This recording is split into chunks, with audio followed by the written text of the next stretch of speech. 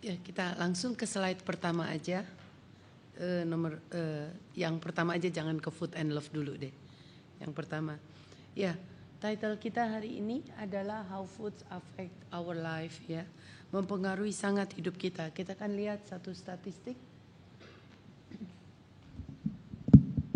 Ya, kalau kita lihat di Alkitab, Kalau kita lihat di Alkitab ada ayat yang berkata bahwa tubuhmu adalah bait Roh Kudus. Muliakan Allah dengan tubuhmu, betul ya? Jadi adalah penting kita merawat tubuh kita juga. Bicara tubuh nanti kita lihat, bicara juga adalah makanan. Karena tubuh kita ini yang kasih makan ya makanan kan? Kalau enggak ya enggak hidup gitu ya. Jadi tapi Tuhan mau sedemikian rupa kita kasih makan yang baik untuk tubuh kita. Sehingga tubuh ini akan dijadikan saudara untuk memuliakan Allah. Ini ayat yang ngomong begitu. Ya, jadi kita jangan suka bilang merokok itu enggak ada ayatnya. Tapi kita semua tahu, ini lagi rame tadi di Kompas. Kalau saudara baca Kompas bahwa sedang diminta pemerintah untuk saudara menaruh konsentrasi kepada rokok. Karena rokok itu jelas-jelas adalah racun. Kita belajar di kedokteran 80% perokok itu pasti akan kena kanker paru. Jadi saudara organ paru di tubuh kita ini akan kena. Jadi ada yang suka bilang gak ada ayatnya merokok. Tapi kalau kita tahu tubuh kita akan rusak, padahal ada harapan Tuhan. Tuhan mau dimuliakan dengan tubuh kita juga. Ya, kita punya tiga aspek, roh, jiwa, dan tubuh. Kita suka pikir yang penting roh lah, aku menyembah Tuhan di dalam roh. Aku mau nyanyi, aku mau tepuk tangan, aku mau sukacita, yaitu jiwa. Kita mau memuji Tuhan, menyembah Tuhan dengan jiwa, dengan roh tadi. Tapi juga ingat ada satu aspek lagi, yaitu aspek tubuh. Dan ini 3 in 1. Ini tidak bisa dipisahkan, pasti. Ada apa-apa dengan roh kita, jiwa kita sakit, tubuh kita sakit. Ya, saudara, orang yang gak dalam Tuhan, kita di kedokteran tahu. Mereka yang gak punya iman kepada Kristus, proses penyembuhan penyakit itu lebih lama. Betul, kelihatan sekali. Jangan sampai sakit yang berat, soal yang enteng aja, sambung tulang. Pasien-pasien yang punya iman yang kuat, rohnya begitu kuat, diisi dengan firman dan kehidupan rohani yang kuat, sambung tulang aja lebih cepat. Itu ditulis di Reader's Digest. Jadi ini majalah ilmiah. Dicoba pasien yang betul-betul rohnya diberikan firman, hidup di dalam iman dengan yang ateis. Kenyataannya sambung tulang aja lebih cepat. Ada apa-apa dengan roh, tubuh kita kena. Ada apa-apa dengan jiwa, semua tahu. Kalau kita orang yang pemarah, kita orang yang keksim terus, keki terus, begitu pahit hati terus. Aduh, sangat mudah mengundang penyakit pasti. Di kedokteran kita bisa tahu itu, saudara, pasien-pasien yang menyimpan sakit hati, bahkan ada statistiknya, pasien yang breast cancer sebelah kanan itu biasanya sakit hatinya, jiwanya sakitnya itu dengan orang yang gak punya hubungan darah.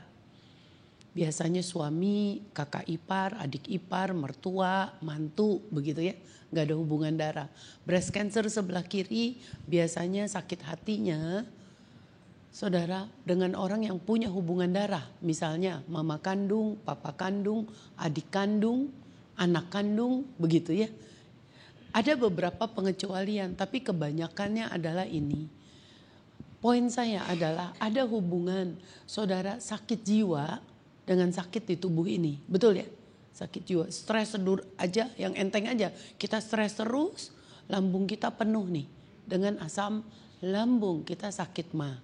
Kita stres terus, pasti darah kita satu hari tinggi lah. Karena waktu kita stres ada hormon kortisol yang dikeluarin. Kortisol hormon ini, saudara, bukan kortisol ya, satu adrenalin, hubungannya dengan darah tinggi, adrenalin.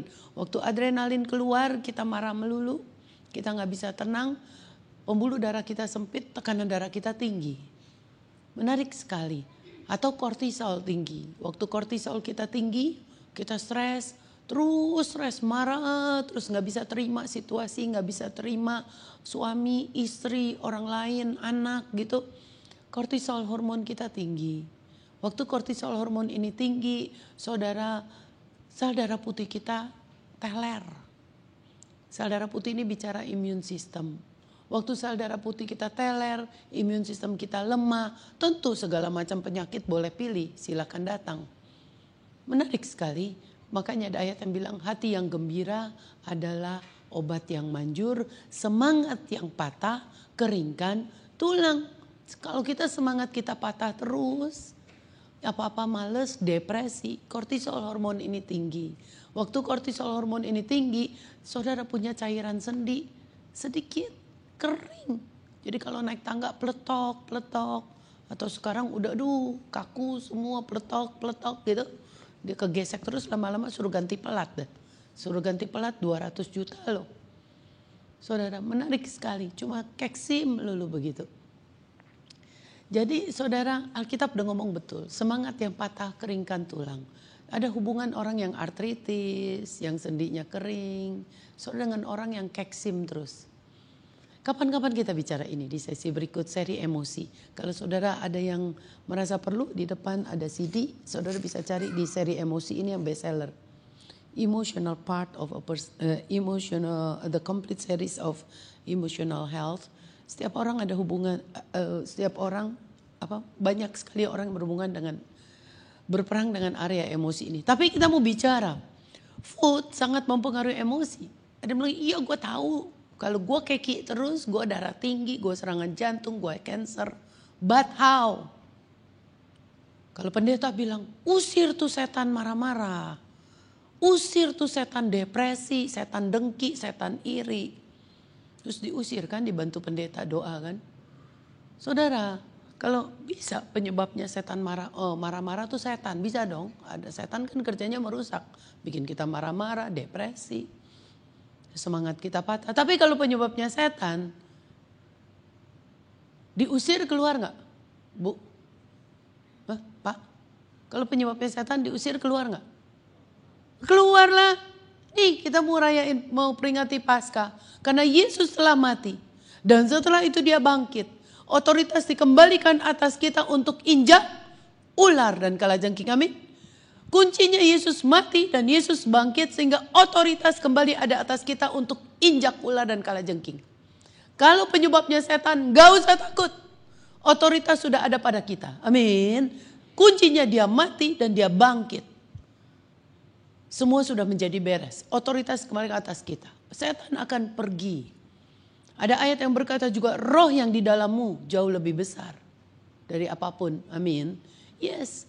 Cuma 1/3 malaikat yang jatuh, 2/3 malaikat tetap ikut Tuhan loh. Jadi lebih banyak malaikat baik ikuti kita daripada malaikat jahat. Jadi setan gak ada kuasanya.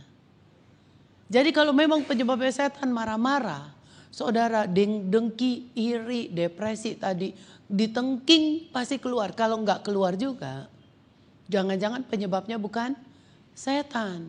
Tapi apa? Makanan. Yang hari ini kita mau belajar. Nangkep ya? Jadi kalau ada yang marah, oke, tengking aja. Dalam nama Yesus, setan marah, istriku keluar. Setan marah, istriku keluar. Tapi kalau saudara udah tengking, udah unyong-unyong kepalanya, udah doa, udah puasa, dia gak keluar juga. Jangan-jangan makanannya yang dimakan istri itu salah. Ntar saya kasih lihat statistiknya.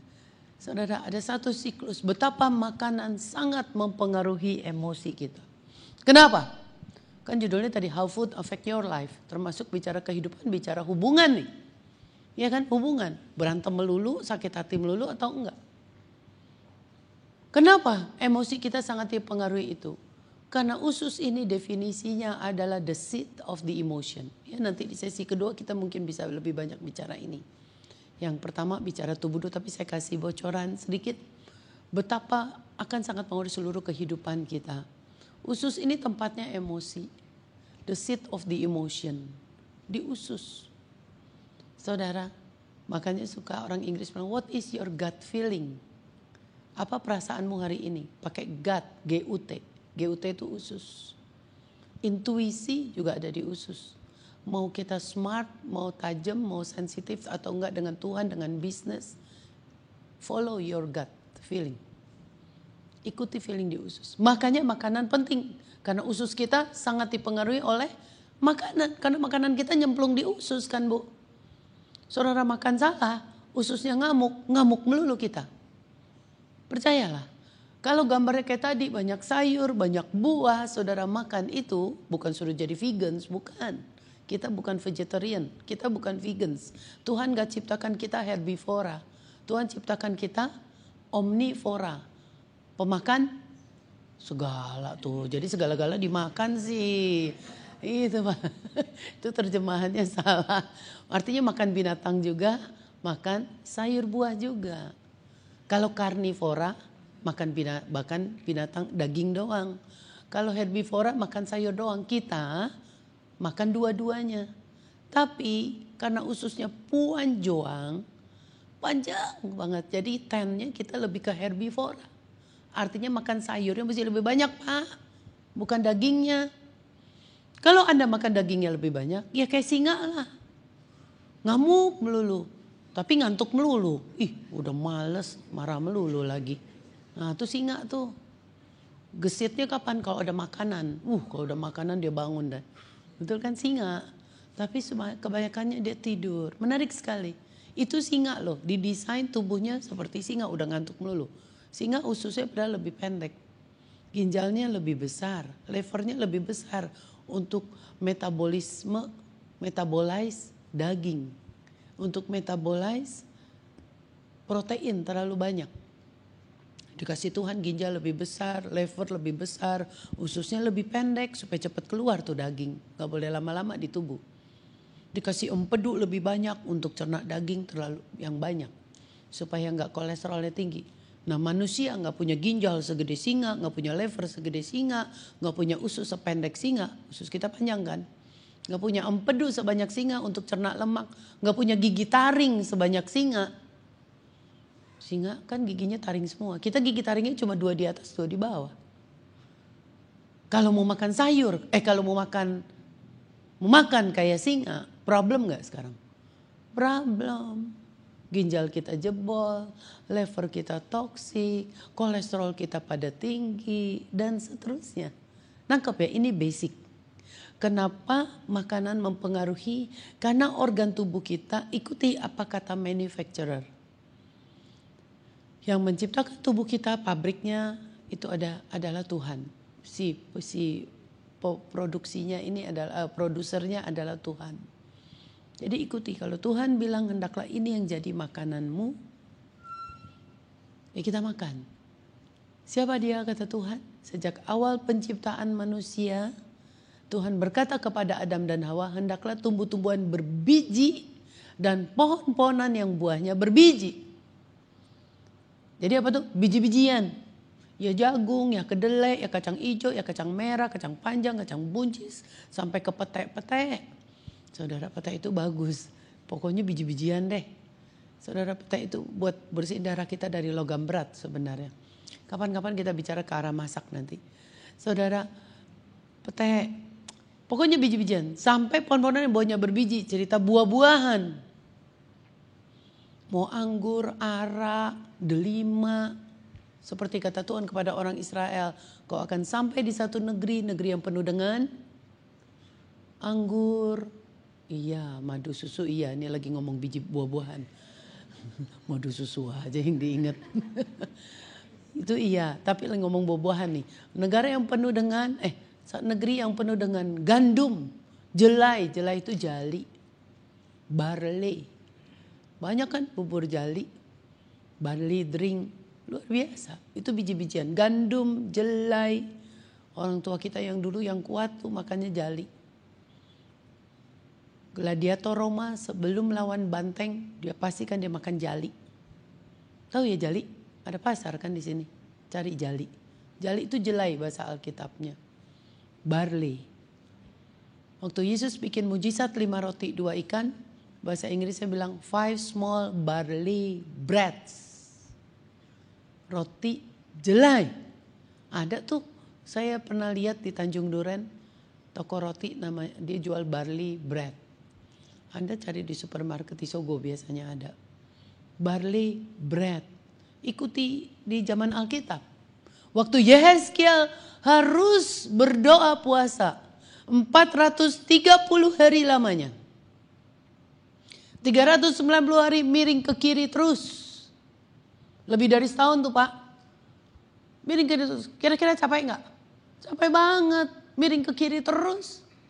Berdoa bagi bangsanya Israel. Tuhan suruh begitu. Gak tahu tuh kenapa Tuhan maunya begitu. Lalu 40 hari miring ke kanan. Langsung Tuhan berkata kepada Yehezkiel. Hai Yehezkiel. Nanti baca ya Yehezkiel 4 ayat 9. Hai Yehezkiel, buatlah roti bagimu dari gandum jelai. Itu diulang lagi. Kacang merah besar, kacang merah kecil, jawan dan sekoi. Sekarang bahasa Indonesianya millet, lentil. Anda udah cari di toko kesehatan tuh banyak banget. Cari deh. Di Ranch atau di Sogo ada millet, ada lentil. Itu adalah makanan ini, makan Yehezkiel. Sehingga tidak mengherankan seorang ahli nutrisi yang buka Alkitab, lihat ada ayat yang bilang, after lying around more than a year, setelah berbaring lebih dari setahun, he got up and walk. Si Yehezkiel langsung bangun dan jalan, kuat-kuat aja tuh dia, gak gempor. Ahli nutrisi ini mau tahu kenapa bisa begitu ya. Udah disetrap Tuhan lebih dari setahun miring ke kiri terus berdoa bagi bangsanya. Kok bisa tetap kuat? Oh kuncinya karena Tuhan suruh dia makan gandum, jelai, kacang merah besar, kacang merah kecil, jawan dan sekoi, millet. Rotinya ada yang jual. Ini dia roti Yehezkiel 4 ayat 9. Oh. Dulu masuk di Indonesia nih. Saudara, cuma kan ada Yehezkiel 4 ayat 9. Ya dipulangin lagi. Ya karena ini negara muslim. Tapi ini sempat masuk, saudara, roti Yehezkiel 4 ayat 9. Ini banyak di Singapura, banyak di Amerika, banyak. Ditulis di sini as described in the Holy Scripture verse. Seperti tertulis di dalam Alkitab. Buatlah roti bagimu dari gandum, jelai, kacang merah besar, kacang merah kecil tadi, jawan dan sekoi. Saudara, jadi ini memuliakan Tuhan banget. Ini laku banget di supermarket di sana banyak. Nangkep saudara maksudnya? Ini roti sehat. Saya mau bikin roti bisa bikin, nanti saya ada resepnya. Tapi yang mirip-mirip kira-kira Anda suka beli ada roti gandum, dicampur jelai, dicampur biji-bijian. Pernah kan? Biji-bijian kecil-kecil banyak biji-biji. Pernah lihat gak roti gitu? Jangan makan roti putih. Kalau Anda makan roti putih, Tuhan gak ciptakan roti putih. Tuhan ciptakannya gandum. Kalau Anda makan roti putih, pabrik rotinya, tepung putihnya udah dibuang seratnya. Ngerti ya saudara ya? Makanya makan roti putih lembut. Kalau Anda makan roti gandum ngomel, keras. Tapi itu serat di dalamnya dan vitamin di dalamnya yang bikin dia kuat. Yang bikin kita kuat. Yang bikin Yehezkiel ini kuat. Saudara. Yang bikin saudara orang Israel itu salah satu suku tersehat dan terpandai di dunia. Karena Alkitab berkata engkau akan sampai di satu negeri yang penuh dengan gandum, jelai. Dan seterusnya tadi, tumbuh-tumbuhan yang boleh berbiji, ara, zaitun, delima, anggur. Luar biasa. Jadi rupanya memang Tuhan desain tubuh kita untuk lebih banyak makan biji-bijian dan buah-buahan. Binatang seperlunya. Setelah manusia berbuat dosa, manusia makan binatang. Karena air bah datang, semua tanaman hancur. Terpaksa Tuhan bilang kepada Nuh, ambil 7 pasang binatang halal, 1 haram. Ingat cerita itu? Karena udah gak ada sayuran. Tapi Tuhan bagi halal dan haram. Clean and unclean. Bahasa kedokterannya. Binatang bersih dan binatang jorok.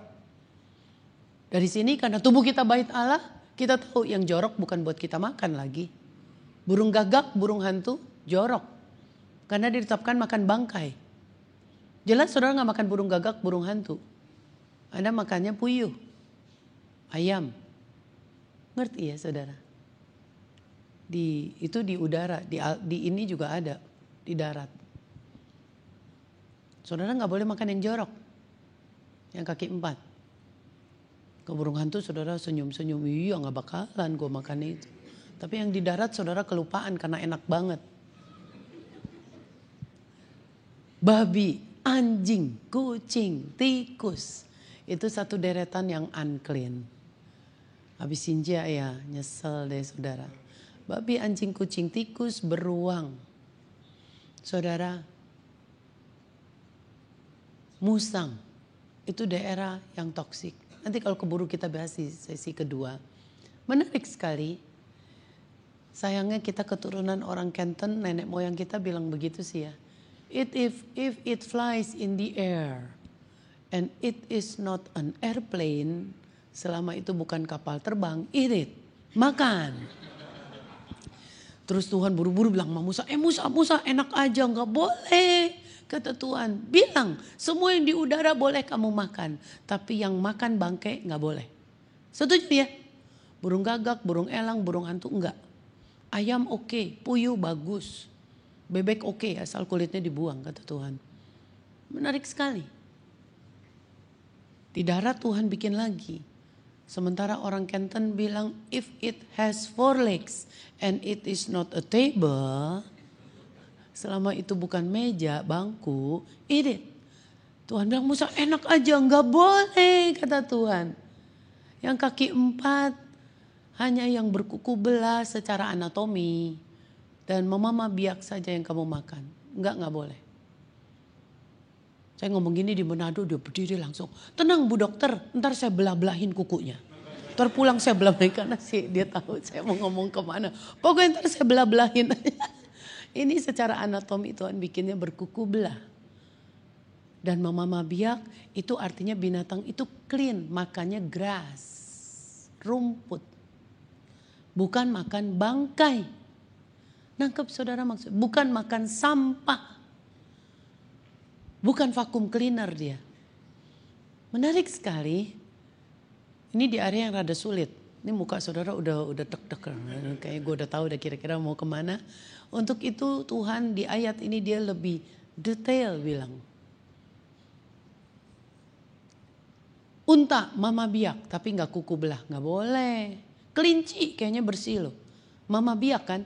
Tapi gak kuku belah, gak boleh. Pelanduk, mama biak gak kuku belah, gak boleh. Sekarang dibalik sama Tuhan. Babi, berkuku belah.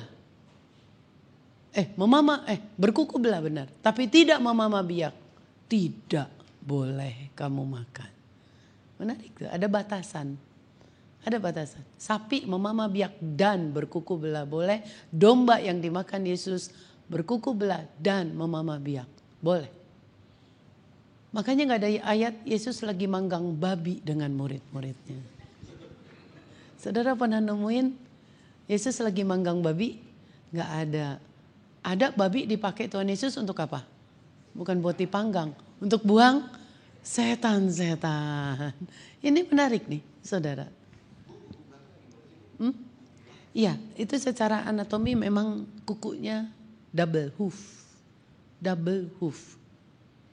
gitu. Jadi dia agak membelah begitu secara anatomi, nggak tunggal.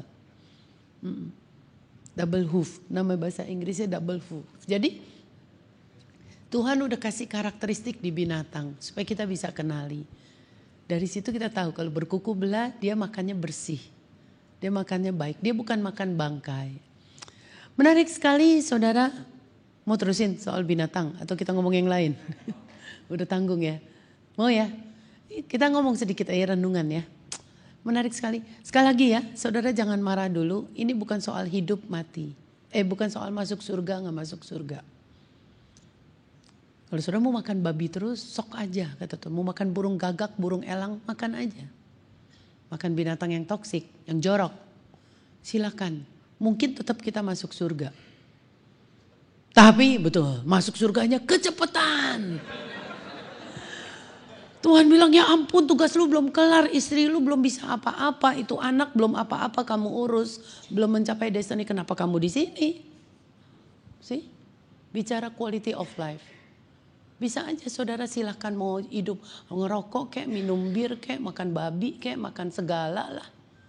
Semau-maunya, mau gula sebanyak-banyaknya. mungkin kita tetap masuk surga. Mungkin. Tapi kita masuk surga belum finish well. Belum menembus sasaran. Belum mencapai garis akhir. Alkitab bilang belum well done. Belum well done. Saudara, padahal ada ayat bilang, sabaslah hai hambaku. Bahasa Inggrisnya well done. Mari masuk ke dalam kesukaanku yang kekal. Jadi baru kita bersuka cita masuk ke surga kalau kita sudah well done. Sama lah saya dokter di rumah sakit lihat pasien yang rasanya udah well done. Yang rasanya dia udah urus anaknya. Dia sudah rasa tugasnya sudah selesai. Dia meninggalnya gimana? Tersenyum. Sukacita. Anaknya juga tersenyum bilang, mami, papi silakan pulang ke rumah Tuhan. Semua perbuatan baik mami, papi sudah menyertai. Waktu pulang ke rumah Tuhan. Ya kan ayatnya bilang segala perbuatan baikmu menyertai engkau waktu pulang ke rumah Tuhan. Perbuatan baik bicara good works. Bicara buah-buah pekerjaan kita. Bicara calling kita. Secara umum deh, gak usah yang khusus dulu deh. Yang khusus misalnya saudara jadi terang bagi bangsa. Jadi pendoa syafaat. Jadi pemimpin pujian. Jadi pengkhotbah. Jadi pembicara kesehatan. Itu khusus yang umum. Tugas saya bagi anak saya. Bagi suami saya. Bagi keluarga saya. Adakah saya sudah kerjakan dengan well done? Atau belum? Kalau saya sudah well done, saya pulang akan tersenyum. Anak saya akan bilang, mami, perbuatan baik mami menyertai Tuhan. Dia pun tersenyum. Tuhan lebih lagi tersenyum. Amin. Pikirkan ini. Pikirkan sekarang tujuan hidup kita. Bukan sekedar hidup aja ntar pulang masuk surga. Pikirkan bahwa kita punya calling. Bahwa kita punya tanggung jawab. Secara umum atas keluarga kita. Alangkah bahagianya kita pulang ke rumah Tuhan ketika kita sudah finish well. Ketika anak kita juga sudah merasa buah-buah pekerjaan kita. Amin. Jangan sebaliknya. Kita makan semua maunya, makan ini itu, makan ini itu. Akhirnya kita tahu dong. Lihat ke bawah. You are what you eat. Slide ke bawah. Kita tahu dong, saudara. Hukum tabur tuai. You are what you eat. Saudara makan banyak, ya gemuklah kita. You are what you eat. Mau gemuk, mau kurus, tergantung yang Anda makan lah. Makan babi terus dengan kulit babi. Ya, ntar kita balik lagi ke babi ya. Saya kasih dasar lagi. Siapin mental saudara dulu. Kalau enggak saya diusir ntar dari sini. Saudara, menarik sekali, babi itu makanan favorite banget. Enak banget. Saudara, tapi kita lihat nanti ya. Oke, kita makan babi terus, kita makan kulitnya. Padahal Tuhan bilang, jangan makan lemak. Lemaknya bakar untuk aku. Tuh, Tuhan senang ngebatas-batasin. Ingat saudara, jangan marah. Memang Tuhan selalu senang batas-batasin kita. Itu ujian, apakah kita jadi orang yang taat atau enggak. Kata Tuhan kepada Adam dan Hawa, semua yang di taman ini boleh engkau makan. Tapi yang itu enggak boleh. Ingat saudara, dia lagi uji ketaatan kita. Semua yang kaki 4 boleh kamu makan, tapi semua yang di udara boleh kamu makan, tapi nggak tahu kenapa tuh Tuhan senang batasin. Itu ujian sebenarnya untuk kita punya self control atau enggak. Tuhan juga bilang makan binatang oke, tadi yang dikehendaki Tuhan makan, tapi dibatasin lagi oleh Tuhan, kulitnya tidak. Dunia kedokteran tahu, mau jauh dari cancer, remove the skin, buang kulit bu. Karena ada hubungan makan kulit binatang dengan cancer. University of Iowa bilang begitu. So ada hubungan makan kulit binatang dengan kanker. Kenapa? Saudara, di bawah kulit itu ada lemak. Lemak itu di dunia kedokteran, saudara, ini lemak yang Tuhan bilang jangan dimakan, bakar untuk aku. Karena lemak di bawah kulit itu punya sifat storehouse-nya toksin. Storehouse tahu? Tempat penyimpanan. Jadi toksin DDT, pestisida, tuh asap-asap knalpot, mobil kotor semua, pewarna, pelembut, pengawet, itu ditumpuknya di lemak di bawah kulit.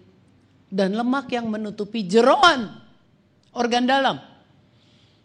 Jadi Tuhan dari dulu, karena Tuhan yang ciptakan alam semesta ini, Tuhan bilang binatang boleh kamu makan yang aku kehendaki, tapi lemaknya bakar untuk aku. Artinya Tuhan bilang itu gue punya, aku punya. Jangan suka ngerampas yang Tuhan punya, cilaka. Ngerti ya? Bukan Tuhan doyan lemak, bukan. Artinya Tuhan lagi jelas bilang itu nggak boleh kamu makan. Sebab di dunia kedokteran kita tahu ada hubungan makan saudara kulit lemak dengan kulit binatang tadi dengan jeroan. Anda juga tahu makan jeroan terus. Karena sekali lagi lemak itu punya sifat storehouse-nya toksin atau kita sebut chemicals magnet. Jadi saudara toksin adanya di lemak. Makanya kita Pak jangan terlalu gemuk. Kalau terlalu banyak lemak, toksin senang di situ. Ada hubungan obesitas kata University of Iowa dengan cancer. Menarik sekali, jadi Tuhan senang membatasi. Doa Bapa kami bilang, berilah kami pada hari ini makanan kami yang secukupnya. Enggak berlimpah-limpah. Menarik sekali saudara. Sebab saudara, Tuhan yang ciptakan semua ini sih ya. Jadi kita nurut-nurut aja deh. Sekarang kita lagi belajar saudara. Ada hubungan obesitas dengan kerusakan otak. Tadi dengan cancer. Jadi kemana-mana nih. Kalau kita makan lemaknya semua makan tanpa batas, kalau kita jadi gemuk, otak kita yang bodoh. You are what you eat. Menarik sekali, dunia kedokteran neurologi, para neurolog berkata, saudara, obesitas pada seorang anak, kegemukan pada seorang anak adalah tanda awal kerusakan otak. Jadi Bapak Ibu jangan suka mau gemukin anak. Popo-popo tuh seneng tuh. Kungkung, lucu ya cabi, kamu lucu cabi. Tertu anak 17 tahun lucunya udah hilang. Tinggal cabinya. Jadi masalah dia. Siapa yang mau sama aku? Dia akan feel inferior. Hati-hati saudara, tapi lebih dari itu ada hubungan kegemukan dengan kerusakan otak. Kenapa saudara? Mari kita lihat ayat Alkitabnya sebentar dulu. Saudara, waktu kita gemuk, berarti kita makan melulu. Berarti asupan kita banyak sekali. Saudara, akibatnya blood flow, aliran darah itu ngumpulnya di mana?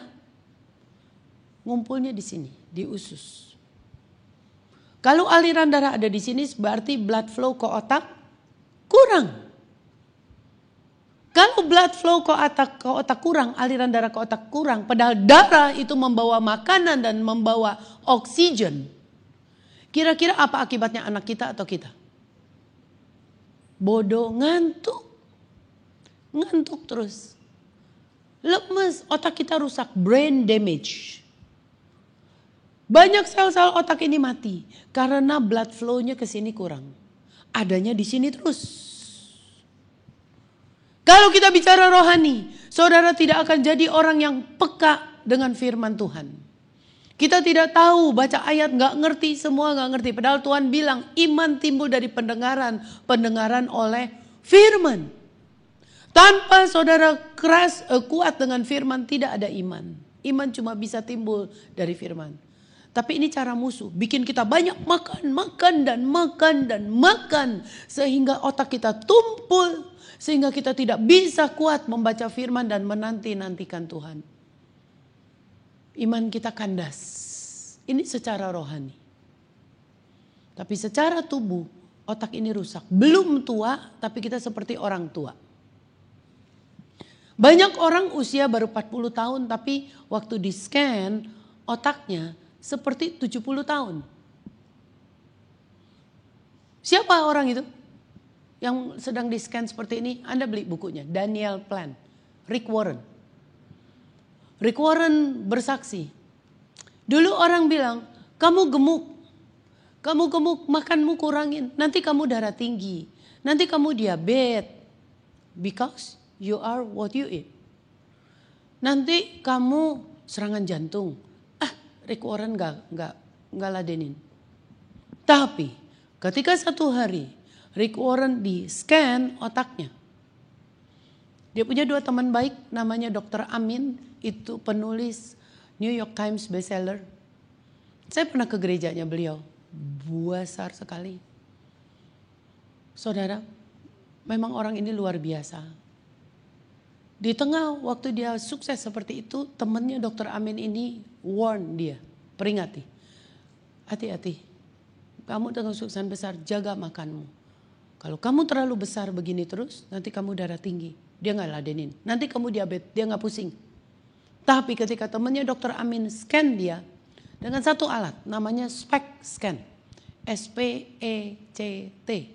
Single Photon Emission Computed Tomography Scanner. Ini alat scan yang baru. Sekarang apa alat ini fungsinya? Untuk tahu aliran darah ke otak. Untuk tahu blood flow ke otak. Rick Warren waktu dicek saudara oleh alat ini, ternyata kondisi otak dia lebih tua dari umur dia. Ngerti saudara? Lebih tua. Usia dia waktu itu baru 50-an, tapi otaknya ditemukan seperti 70-an. Nangkep saudara? Ingat, usia kita bukan usia kronologis.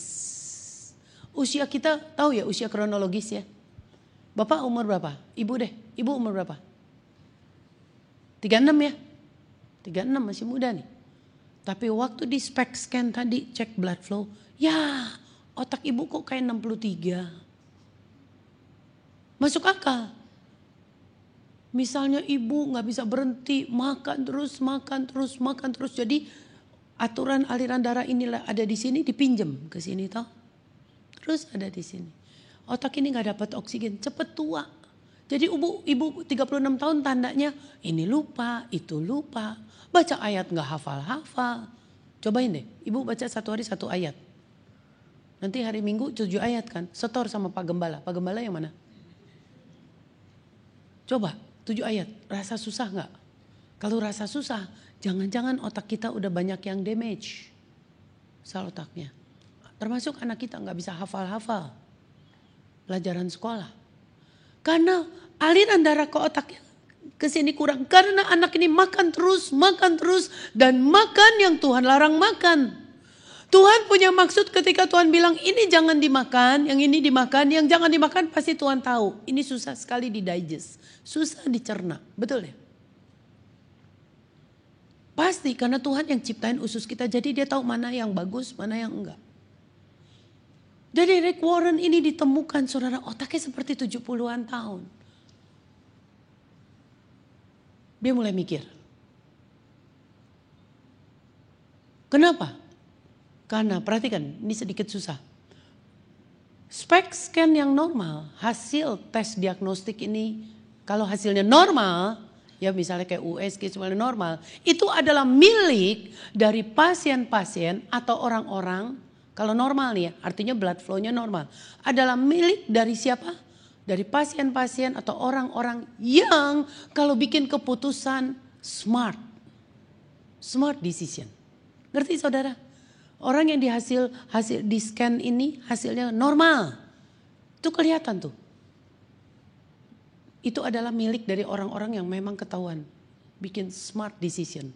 Orang-orang yang bijaksana. Dan orang-orang yang punya gaya hidup makan yang baik. Ini penelitian. Anda gak percaya beli bukunya Daniel Plan atau Anda Google. Daniel Plan Rick Warren. Jadi dia di gerejanya sekarang dia bikin grup untuk makan sehat. Grup makan sehat, rame-rame. Sebab dia bilang kalau rame-rame lebih semangat. Daripada sendiri saling mengingatkan begitu. Dan Rick turun. Berat badannya sekarang. Nangkep saudara. Bagi Rick Warren ini penting. Karena dia merasa begitu banyak pengikut dia. Gerejanya besar begitu. Dia bilang kalau dia gak pernah bikin wise decision. Ya orang yang wise atau smart decision. Berapa banyak orang jemaatnya akan ngikut dia.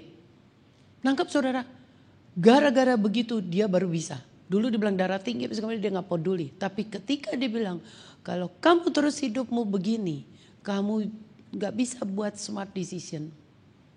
Karena SPECT scan kamu gak normal. Jadinya blood flow-nya gak normal. Ini bahaya besar. Menarik ya? Gara-gara begini kita rasa kita penting. Karena kita gak mau jadi orang yang gak wise. Kita gak mau jadi istri yang gak wise. Kita gak mau jadi orang tua yang gak wise. Kita senang disebut kita wise. Tergantung dari blood flow. Aliran darah ke otak. Tergantung dari seberapa banyak isi perut saudara. Dan jenisnya apa?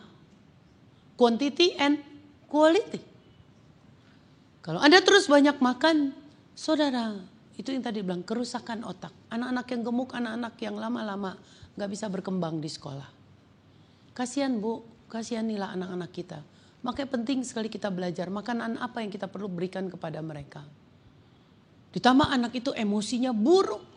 Karena kalau blood flow ke atas kurang, oksigen kurang, anak itu gampang ngamuk. Anak itu gampang depresi. Dikasih soal susah sedikit dia udah grogi. Karena oksigennya di sini terus. Kalau Anda kasih babi terus, perhatikan baik-baik. Kenapa Tuhan gak senang kita makan babi? Babi itu susah didigest. Babi itu susah dicerna. Karena babi tidak pernah Tuhan rancang as a food. Babi Tuhan gak rancang sebagai makanan. Kata saudara, kenapa Tuhan bikin? Dan Tuhan bilang baik adanya. Iya, baik adanya untuk fungsi lain dong. Emang baik adanya untuk kita semua caplok? Betul ya? Nyamuk baik adanya. Diciptakan Tuhan, betul? Untuk apa dia? Cecek baik adanya. Untuk apa dia? Untuk makan nyamuk. Pasti Tuhan punya maksud itu ada sesuatu binatang itu. Tuhan, bukan artinya untuk kita makan itu cicak-cicak dan seterusnya. Walaupun dia baik adanya. Cuma cicak mah gak ada yang coba makan sih ya. Nggak tahu enak banget, tapi kalau ada kata buat kanker tuh orang tergeli-geli, tapi kalau babi ya ampun enak banget. Babi tidak pernah Tuhan create as a food. Demikian juga anjing, demikian juga kucing, demikian juga tikus. Jadi ada suku bangsa yang makannya babi, anjing, kucing, tikus plus darah. Dia adalah suku bangsa yang jangka umur hidupnya pendek. Siapa tuh? Sumatera Utara. Sumatera Utara itu pendek sekali. Bahkan pendetanya, ada yang bilang kan dia pendeta pasti tetap panjang umur. Enggak.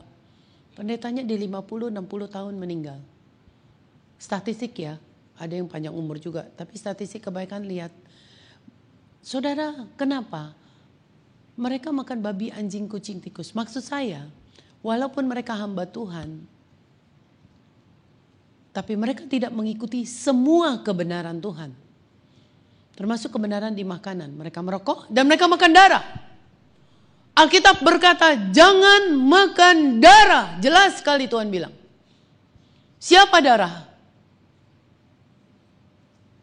Darah adalah terkotor dari binatang paling kotor. Jadi ibu jangan suka peres-peres daging ambilin darahnya. Terus setengah matang kita makan. Buktinya saudara saya dokter, kalau pasien saya sakit saya suruh dia periksa darah, betul?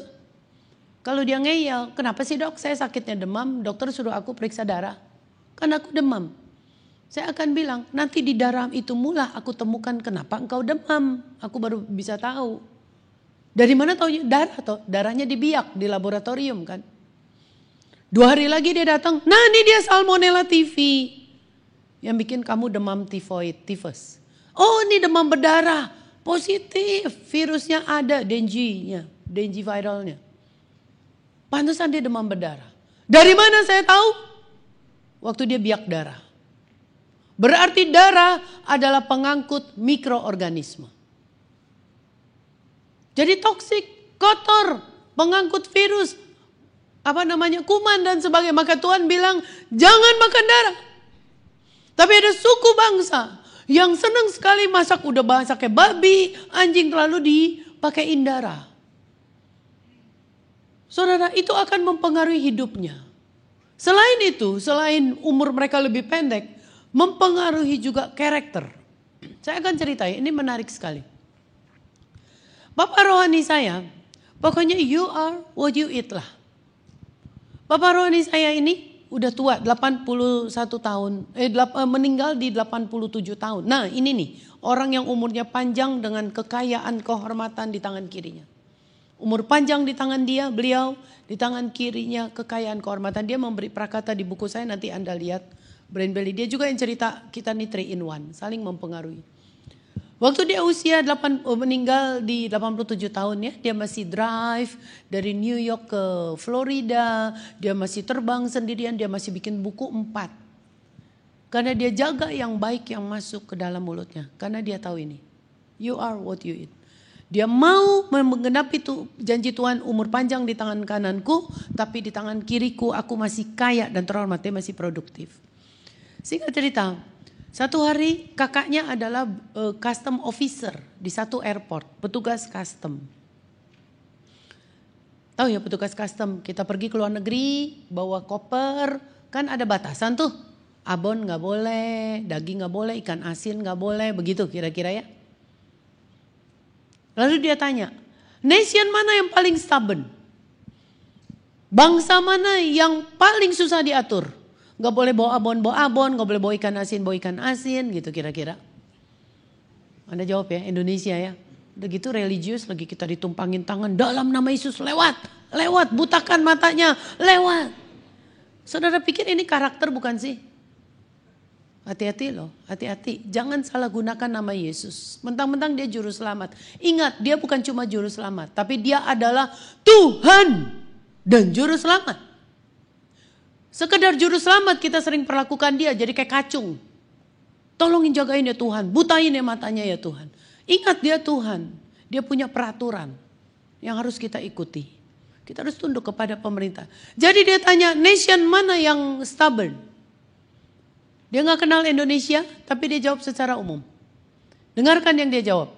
Di statistik kelihatan, nation yang paling susah diatur, stubborn, keras kepala, sehingga banyak denda, banyak objection, banyak dapat denda, adalah bangsa, nation, yang kalau makan daging, semua jenis daging, plus darah-darahnya. Nangkep saudara?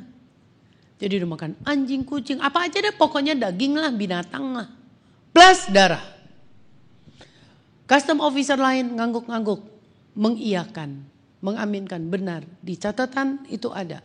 Nation yang agak susah diatur adalah kelihatan dari pola makannya. Apa yang Bapak Rohani saya bilang? What you eat affect what we eat affect our character. Sebenarnya apa yang kita makan mempengaruhi karakter. Jadi Anda punya anak di sini, masih banyak yang muda-muda. Anda lihat anak ini gak behave, perilakunya kurang ajar kata saudara, susah diatur, keras kepala, banting-banting barang. Cek apa yang Anda berikan kepada anak. Jangan sekedar tongking dalam nama Yesus, dalam nama Yesus. Sebab usus ini adalah tempatnya emosi dan definisi lain usus ini adalah second brain. Menarik sekali, otak kedua. Jadi anak kita pinter atau bodoh, anak kita perilakunya baik atau tidak tergantung dari usus. Bicara makanan nih. Kenapa? Usus lebih dari 1,5 kali neurotransmitter, otak transmitter yang bikin transmit itu dihasilkan di usus. Jadi yang bikin anak itu bisa nangkep pelajaran guru dan sebagainya itu adalah tergantung neurotransmitter, konektor. Connect apa enggak connect? Menarik sekali. Itu ada di mana pabriknya? Di usus. Jadi ketika ususnya rusak, anak itu makan kebanyakan, anak itu makan junk food, makan yang digoreng, gak ada kehidupan sama sekali. Ususnya gak bisa terima. Usus ini gak bisa produksi. Pabrik ini mati, gak bisa hasilkan zat yang bikin dia pinter.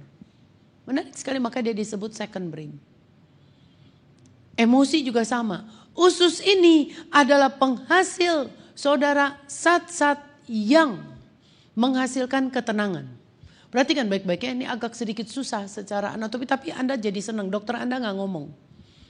Paling cuma tulisin obat. Yang bikin setiap orang tergantung sama obat. Kita mesti cari penyebabnya.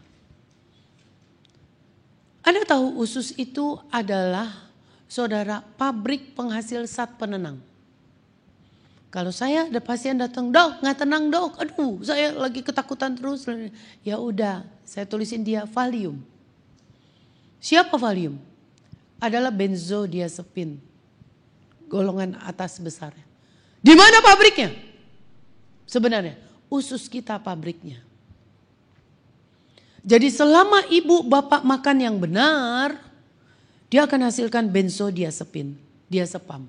tenang. Makanya anak yang makan banyak buah, sayur, biji-bijian. Dia tidak makan banyak gorengan, dia tidak makan daging terlalu banyak, apalagi dengan lemak-lemaknya dan seterusnya. Dia tidak makan food additive, pewarna, micin, pengembang, pelembut. Semua masakan mamanya. Makanya saya senang belakangan jadi saya masak deh. Sebab orang nanya, Mbak tahu gimana dong dokter jadi lakukannya? Ya udah, saya keluarin CD resep sekarang. Saudara, anak-anak yang makan makanan mama, tidak makan makanan instan. Anak-anak yang perilakunya lebih baik dan lebih pintar di sekolah. Dan kenyataannya otaknya lebih berat. Saudara ingat, makin berat otak makin pintar dia. Tapi anak yang dikasih jajan, yang saya pernah ngomong di IPK. Anak yang dikasih jajan, mamanya gak mau masak cuma kasih uang jajan. Dia makan pewarna, dia makan pelembut, dia makan pengembang, dia makan pemutih, dia makan formalin, dia makan pengawet. Saudara tahu dinding ususnya bocor. Anak makan antibiotik melulu karena makannya gak sehat jadi dia sakitan. Ususnya bocor. Anda gak tahu usus anak Anda bocor. Tapi kita bisa tahu kalau kita teropong. Masa tuh anak diteropong terus. Kita tahu anak kita ususnya bocor kalau anak itu hiperaktif kita sebut. Kiri salah kanan salah, guru harus teriak. Diam. Ngerti gak sih?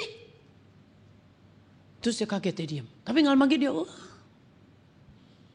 dia cranky, marah-marah, timpuk-timpuk, komplain terus. Ada anak-anak yang ususnya bocor, disebut leaky gut syndrome. Kenapa bisa bocor? Bukan dibocorin.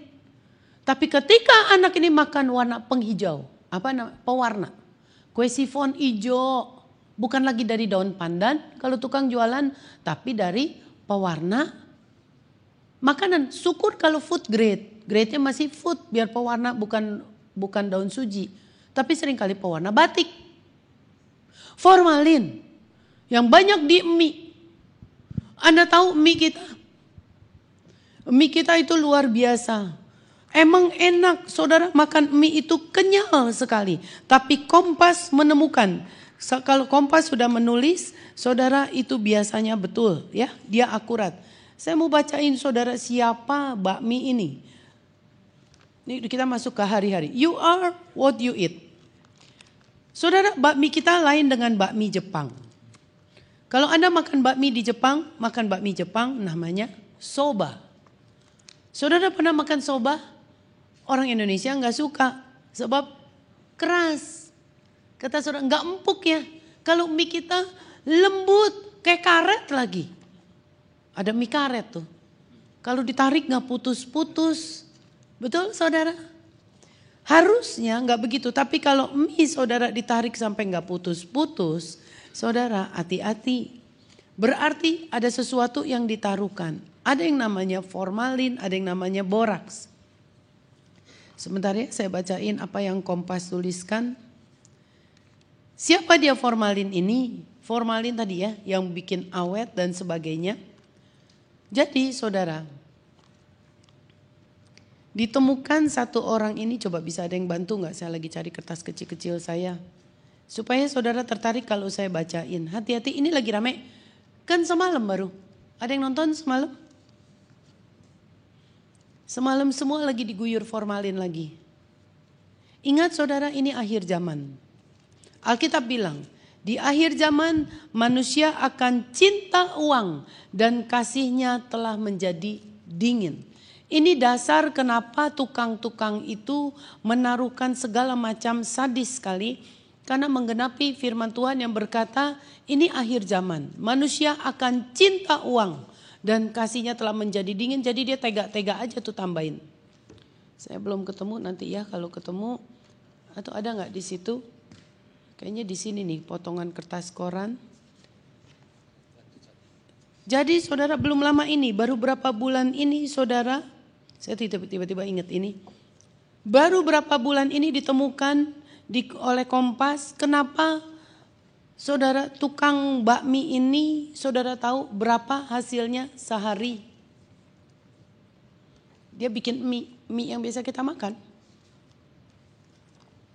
Saya lupa nih berapa juta ya, sebentar. Potongan Kompasnya kecil.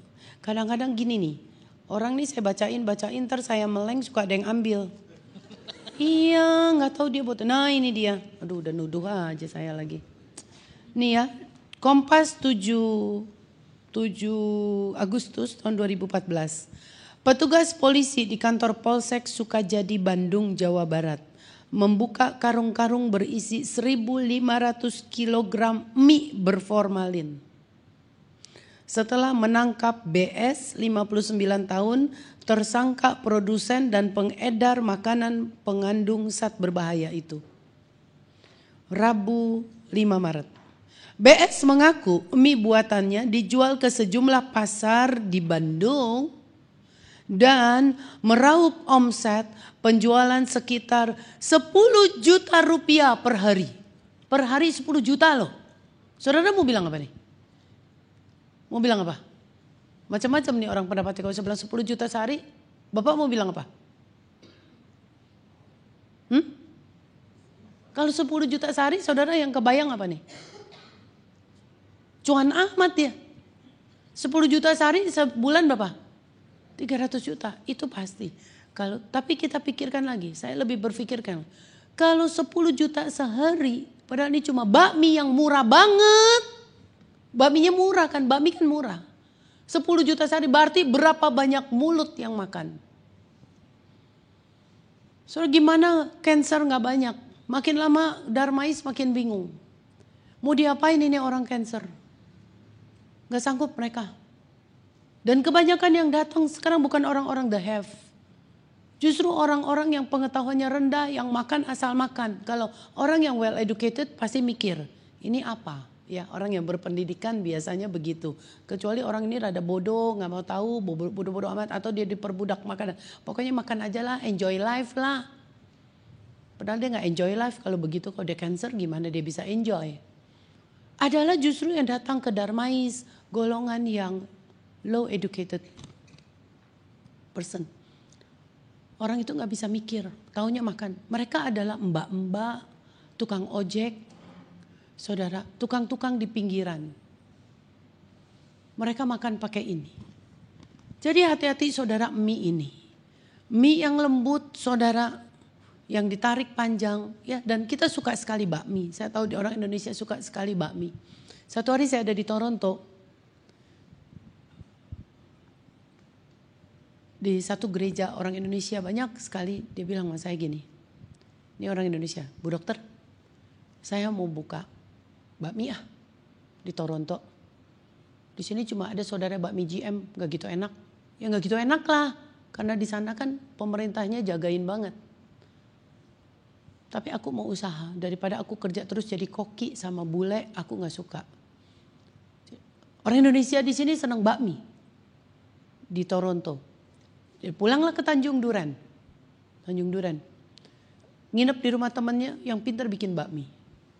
Malam-malam dia lihat itu bakmi saudara, itu bakmi lagi dia bikin, dia ambil galon itu gambarnya tengkorak. Artinya apa? Kalau gambar tengkorak, bukan buat dimakan dong, racun.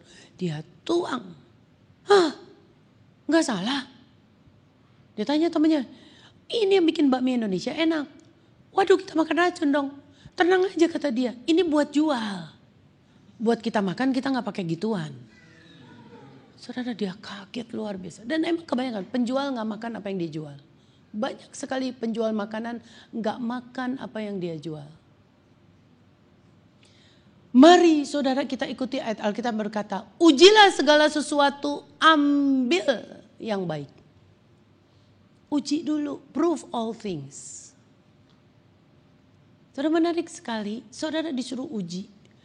Bisa saudara, sebab ada ayat juga bilang umatku binasa karena kurang pengetahuan. Jadi umat Tuhan nih di gereja nih biar kita rajin, biar kita main piano, biar kita nyanyi, biar kita khotbah, kunjungan. Tetap Alkitab bilang kita bisa binasa. Kalau lack of knowledge, gak berpengetahuan, gak mau tahu. Bersyukurlah ada beginian sebenarnya saudara. Kompas juga berkata di negeri ini kita hidup, harap kita yang pinter-pinter memilih makanan.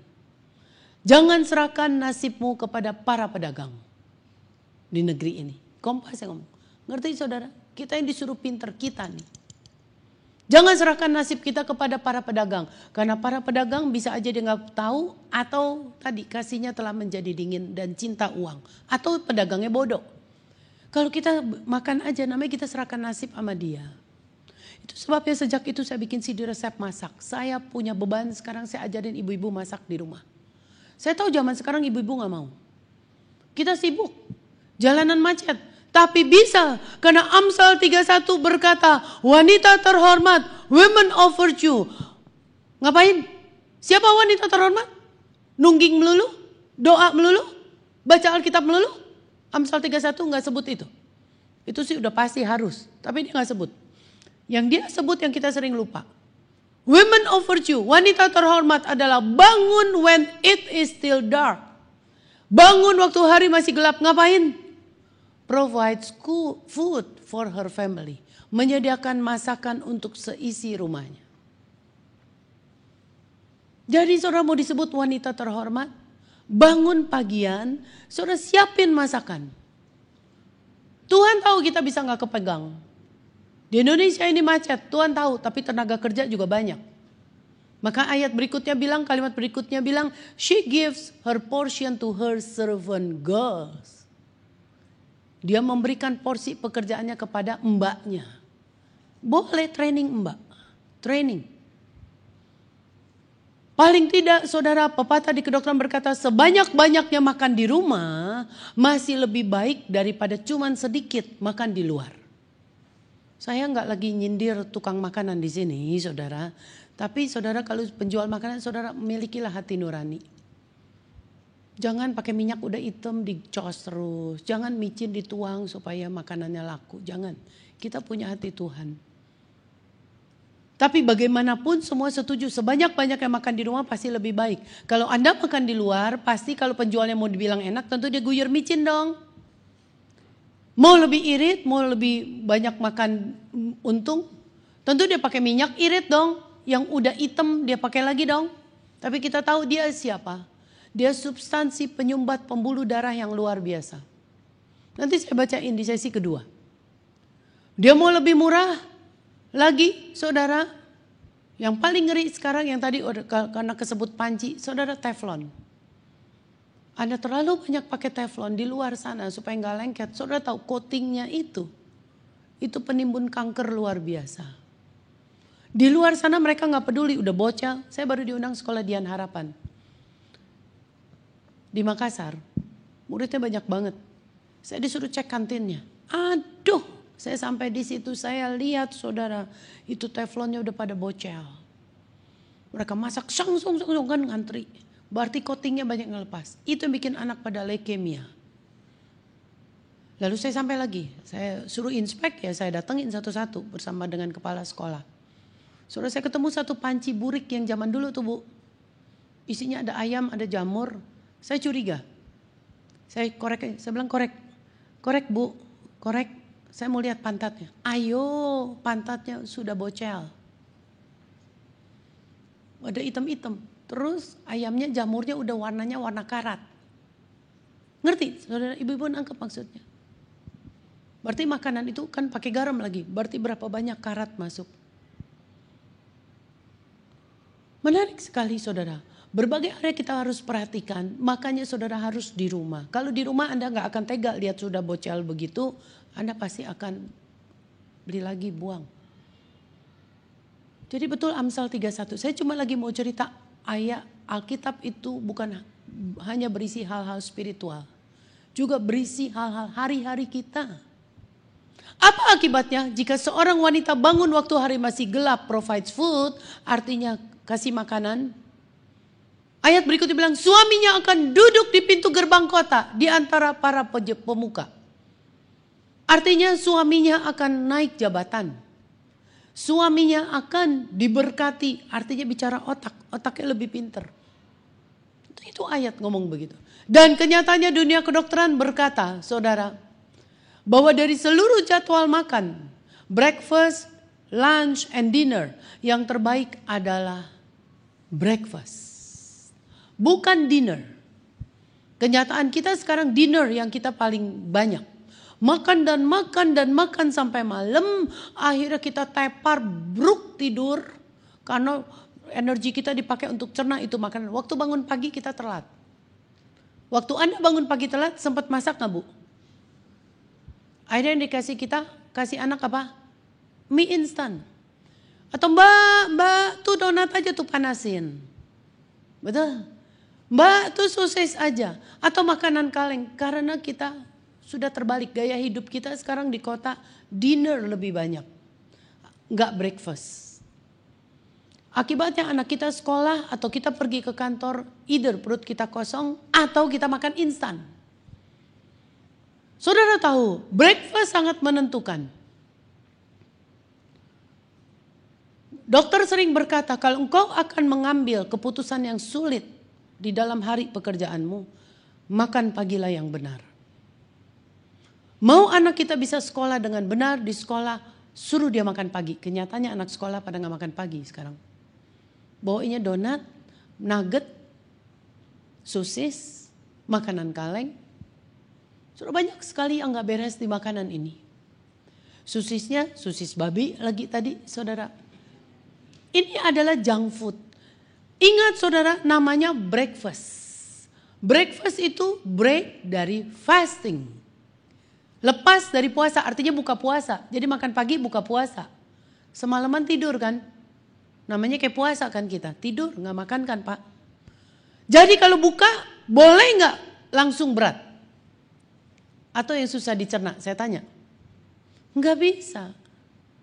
Jadi Anda gak benar makan pagi, Anda makan nasi uduk semangkok mentung. Makan bakmi ayam tadi yang berformalin semangkok. Namanya breakfast. Ini akan upset. Dia baru bangun, lagi ciut. Nggak bisa saudara langsung kasih karbohidrat sebesar itu. Kenyataannya kita di Indonesia makan pagi nasi uduk, nasi goreng, mie instan lagi, mie-nya mie instan. Ngeri banget saudara, gimana saudara generasi ini bisa ketolong? Mie instan itu saudara udah jelas mie-nya sendiri berlilin. Jadi saudara itu dikasih lilin. Itu hati-hati sekali. Jadi ini susah dicerna. Waktu ini susah dicerna, blood flow ada di sini terus. Ketika dia ada di sini terus saudara, anak itu ngantuk waktu di sekolah. Terus berjalan tahun demi tahun, ininya rusak. Asal saudara tahu, tukang mie instan gak makan mie-nya dia. Saya berapa kali kaget saudara ya. Ada di Banjarmasin, saya di satu gereja besar sekali. Pendeta bilang, aduh Bu dokter ngomong gitu benar. Jemaat saya ada yang distributor instant mie. Dia bilang ke saya karena dia bilang saya sayang sama Pak Pendeta. Jangan makan instant mie. Hah kamu distributornya? Terus dia bilang iya karena saya sayang Pak Pendeta. Saya bilang jangan, kita sekeluarga juga gak makan. Kenapa kamu bikin?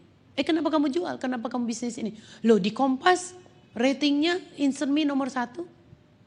Orang nyari, sehari malah 2. Saudara bisa bayangin, karena ibu-ibu gak pada bisa bangun pagi. Ibu-ibu udah gak seperti di zaman Amsal itu lagi, semua serba instan di pagi hari. Satu hari saya sampai di Los Angeles, itu waktu ketika instant mie merebak. Instant mie yang mesti dikirim ke China nyasar ke Taiwan. Ingat cerita itu waktu itu? Taiwan marah. Karena Taiwan sama halnya seperti di Amerika. Mereka gak mau instant mie yang beredar di Indonesia. Mereka minta dikurangi micinnya, flavor enhancernya. Mereka minta dikurangi pengawetan seterusnya. Jadi rasanya memang gak nendang. Tahu gak nendang ya? Kurang enak ngambang gitu. Orang Indonesia yang ada di Amerika sering bilang, aduh makan instant mie yang ada di Amerika nggak nendang seperti yang di Indonesia. Karena semuanya dikurangi. Saudara yang jemput saya waktu itu ada di gereja Isa Al-Masih diundang seminar. Yang jemput saya saudara, ternyata dia distributor instant mie ini. Yang nyasar ke Taiwan ini. Langsung Amerika waktu itu juga ikut marah. Langsung mereka stop sales, mereka turun 40-50%. Terus dia bilang begini sama dia. Ingat mikir-mikir ya Bu dokter. Dia bilang saya ini dealernya instant mie di LA, di Los Angeles. Enggak 6 bulan sekali saya makan. Lah kenapa Bapak jadi itu? Ya karena permintaan orang Indonesia senangnya ini. Kenapa Bapak nggak makan? Ya kita tahu dia bikinnya kayak apa. Kalau sekali saya mau makan, saya coba. Saya tambahin tomat, saya tambahin sayur, saya tambahin toge, tambahin kol. Kalau di sini boro-boro Bu, makan instant mie bisa 2. Dia pakai telur, pakai keju. Saya lihat tuh mbak-mbak. Saudara sampai segitu, saudara. Rakusnya mau nendang banget di mulutnya. Kalau Anda ke onkologis, antri seseorang yang cancer. Nomor 1 ahli kanker ini akan bilang, no instant mie. Saya harap saudara bisa kasih tahu anak-anak kita. Nomor 1, instant mie itu luar biasa. Teman anak saya baru lulus masuk perusahaan ini, dia di quality control, di QC. 6 bulan saja dia di QC. Jadi kerjanya nyicip-nyicip. Langsung breast cancer. Dan ditemukan waktu di otopsi, di PA, di patologi anatomi, di biopsi, saudara, banyak sekali bumbu-bumbu yang bikin kanker ini di lemak payudaranya. Saudara, you are what you eat. Mari sekarang kita aware. Bu, sebanyak-banyaknya makan di rumah masih lebih baik daripada makan sedikit di luar. Yang di luar. Belajar masak, itu sebabnya tadi kalau Bapak ngomong sampai saya ngajarin masak ya sampai begitu. Karena saya harus berjuang, saya gak bisa bilang ini gak baik, itu baik, ini gak baik, itu baik. Fried chicken gak baik. Jadi gimana dong? Pasti akan pada nanya, so how? Gimana kita masak? Saya mesti bisa gantiin. Saya gak tahu di depan bawa resep atau enggak, tapi nanti mungkin kalau enggak sudah bisa order, tapi saya kasih yang basic dulu. Terakhir, sebelum kita break, saya mau cerita tentang fried chicken.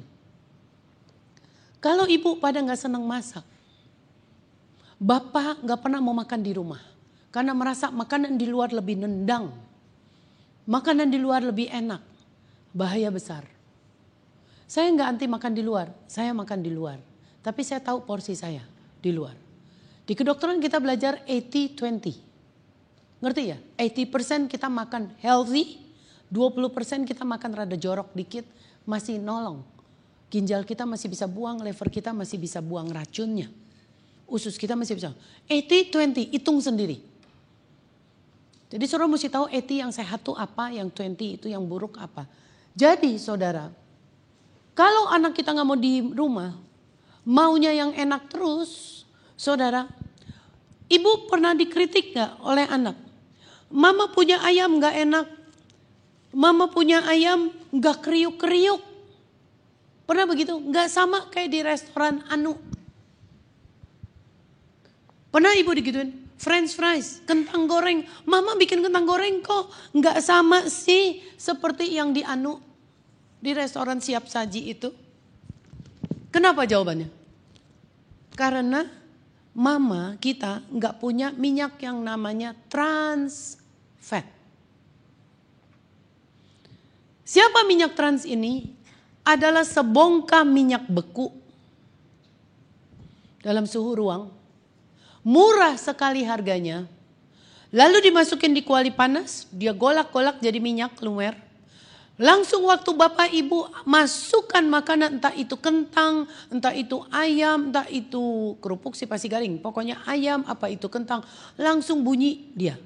Kriuk, kriuk. Berarti crispy nama kerennya. Kriuk-kriuk. Bayangin sekarang ya, tukang ayam tuh yang di pinggir jalan. Yang kriuk-kriuk atau di restoran siap saji itu. Coba ibu bikin di rumah. Gimana bisa bikin kriuk-kriuk? Sebentar, gak lama lagi dia melempem. Anak kita bilang, gak enak mama. Mamanya putus asa. Ya udah sok sana, beli sana. Tapi dengarkan ini. Kompas, Rabu 20 Desember 2006. Di kolom Iptek, ilmu pengetahuan dan teknologi. 2006 loh. Jadi ini scientific nih. Trans fat mulai diharamkan. Perang melawan trans fat mulai mencatat kemenangan di Amerika Serikat. Ketika Kentucky Fried Chicken atau KFC akhir Oktober lalu mengumumkan akan mengganti minyak gorengnya yang mengandung substansi penyumbat pembuluh darah arteri ini. dengan sejenis minyak yang tidak mengandung trans fat. Coba slide ke bawah, kasih lihat gambar pembuluh darah arteri yang sudah tersumbat. Saudara lihat ini menjelang kita mau selesai, mau dinner dulu. Ini dia. Jangan pikir saudara itu gak nyumpet sini. Mungkin Anda bilang gak gemuk, tapi dia di sini lemak itu. Waktu lahir anak kita semua seperti ini, bersih. Pembuluh darah kita bersih, open. Aliran darah ke otak masuk gampang, ke jantung bagus. Berjalan dengan waktu, saudara mulai banyak lemak. Tergantung dari yang kita makan. Kalau Anda makan fried chicken tadi kayak gitu, namanya trans fat. Sebongkah minyak beku yang enak sekali, yang gurih banget, tapi dia punya kekurangan, walaupun dia murah, awet, enak, kriuk-kriuk, tapi kekurangannya dia lengket-ket di sini. Kasih tahu anak-anak kita, lengket-ket di sini, saudara. Tergantung kalau dia terus menerus, walaupun dia masih kecil. Umur dia baru berapa misalnya, masih remaja, 17 tahun. Tapi kalau ibu gak mau masakin dia dan tidak kasih pengetahuan, dia makan itu terus. Walaupun dia 17 tahun, dia terus menebal. Sampai akhirnya hampir ketutup. Jadi banyak anak UPH, remaja, saudara, mereka pagi-pagi gak bangun, sudah meninggal mendadak. Waktu diotopsi, saudara kelihatan ininya penuh sekali dengan lemak. Yang membeku, lemak siapa dia? Lemak trans. Yang banyak dipakai oleh perusahaan makanan untuk bikin makanan jadi kriuk-kriuk. Ibu gak punya, tapi perusahaan punya. Saya bacain ya, nanti saya kasih lihat saudara, supaya saudara bisa ngerti prakteknya nanti bagaimana. Kira-kira kriuk-kriuk begitu. Saya bacain satu penelitian. Plak, namanya plak tuh ya, kerak itu namanya plak. Plak kalau di kedokteran, plak. Plak atau kerak in the coronary artery usually start developing in our teens. Jadi ingat Pak, Bu, ingat. Mulai itu dari sejak remaja sudah. Kan ada hukum tabur tuai, Alkitab bilang. Yang kau tabur, kau tuai. Sejak dari remaja, 17 tahun, 15 tahun. Buktinya nih. During the Korean War, selama perang Korea, when soldiers died in battle, ketika para tentara mati di medan peperangan at an average age of 22 tahun, masih muda banget. They were autopsied. Jadi tentara yang sukarelawan ini di perang Korea ini diotopsi waktu mati di medan peperangan. Mereka diotopsi and 3/4 of them, 3/4 dari mereka yang mati di medan peperangan ini had plaque in their coronary artery. Mereka punya plaque di sini. Umurnya berapa tadi Bu, Pak? 22 tahun doang. Punya ini. Jadi saudara umur dia udah bukan kayak 22 lagi. Umur dia kayak 82 tahun. Udah nanti. Mestinya kan kalau kita udah tua. Makin kayak ini bangunan tua misalnya. Pipa airnya kan makin lama makin kotor. Betul ya. Karena udah tua sih. Jadi mesti ditembak kan. Buka wastafel, tembakin. Kotorannya keluar. Nah itu kalau wastafel enak ditembak keluar. Kalau pembuluh darah arteri kita nggak bisa ditembak. Mungkin ditembak, pecah, aliran ininya pecah-pecah, dia akan jalan-jalan, dia akan sumbat. Karena pembuluh darah kita sirkulasi. Jadi hati-hati ya, bohong kalau ada yang bilang, ini bisa gelontor, Anda punya plak. No. Kalau sudah ada plak di sini, tidak ada apapun yang bisa tipisin. Makanan membantu supaya jangan nambah. Kalau misalnya ini udah 90% atau ini udah 30%, jangan nambah terus dong jadi ke 90%. Nangkep saudara? Tapi yang udah ada nggak bisa. Hati-hati, sekarang banyak sekali penjual suplemen bilang ini bisa gelontor. No. Tidak bisa. Yang bisa makan yang betul, gaya hidup yang benar supaya nggak nambah. 22 tahun udah seperti 82 tahun anak ini. Makanya tadi saya bilang, usia kita bukanlah usia kronologis. Chronological age. Chronological age ibu tadi 36 tahun. Berarti dia lahir tahun 2015 potong 36. Tahun berapa ibu lahir? 78. Itu usia kronologisnya, lahirnya tahun itu 36 tahun. Tapi di kedokteran itu nggak laku. Di kedokteran usia kita adalah usia biologis. Kalau di neurologi kita sebut man is as old as his arteries. Manusia adalah setua pembuluh darah arterinya. Ngerti saudara? CT scan Anda coba. Anda CT scan lihat. Jangan yang tanggung-tanggung. Kalau mau keiri semua Anda pergi ke Abdi Waluyo. Abdi Waluyo punya 500 slice. Jadi gak ada yang kelewat. Kalau yang cuma 30 slice mah kelewat takutnya ya. Betul ya? 30 renggang. Ya yang ini pas ada sumbatan sini kelewatan. Dikira bersih. Nangkep gak nih maksud saya kalau ngomong gini? Ya gak nangkep makannya kebanyakan tadi. Ini susah nih kayak kuliah kedokteran nih. Untung saudara mana mau kasih tahu beginian. Suruh keluar cepetan. Banyak pasien. Terus saudara marah sendiri. Anehnya udah tahu nanya dokter susah yang datang dikit ya. Termarah. Ke dokter gak mau ditanya. Dokter gak mau ditanya. Ini ada dokter koar-koar di iniin gereja daripada gak datang. Emang aneh tuh manusia.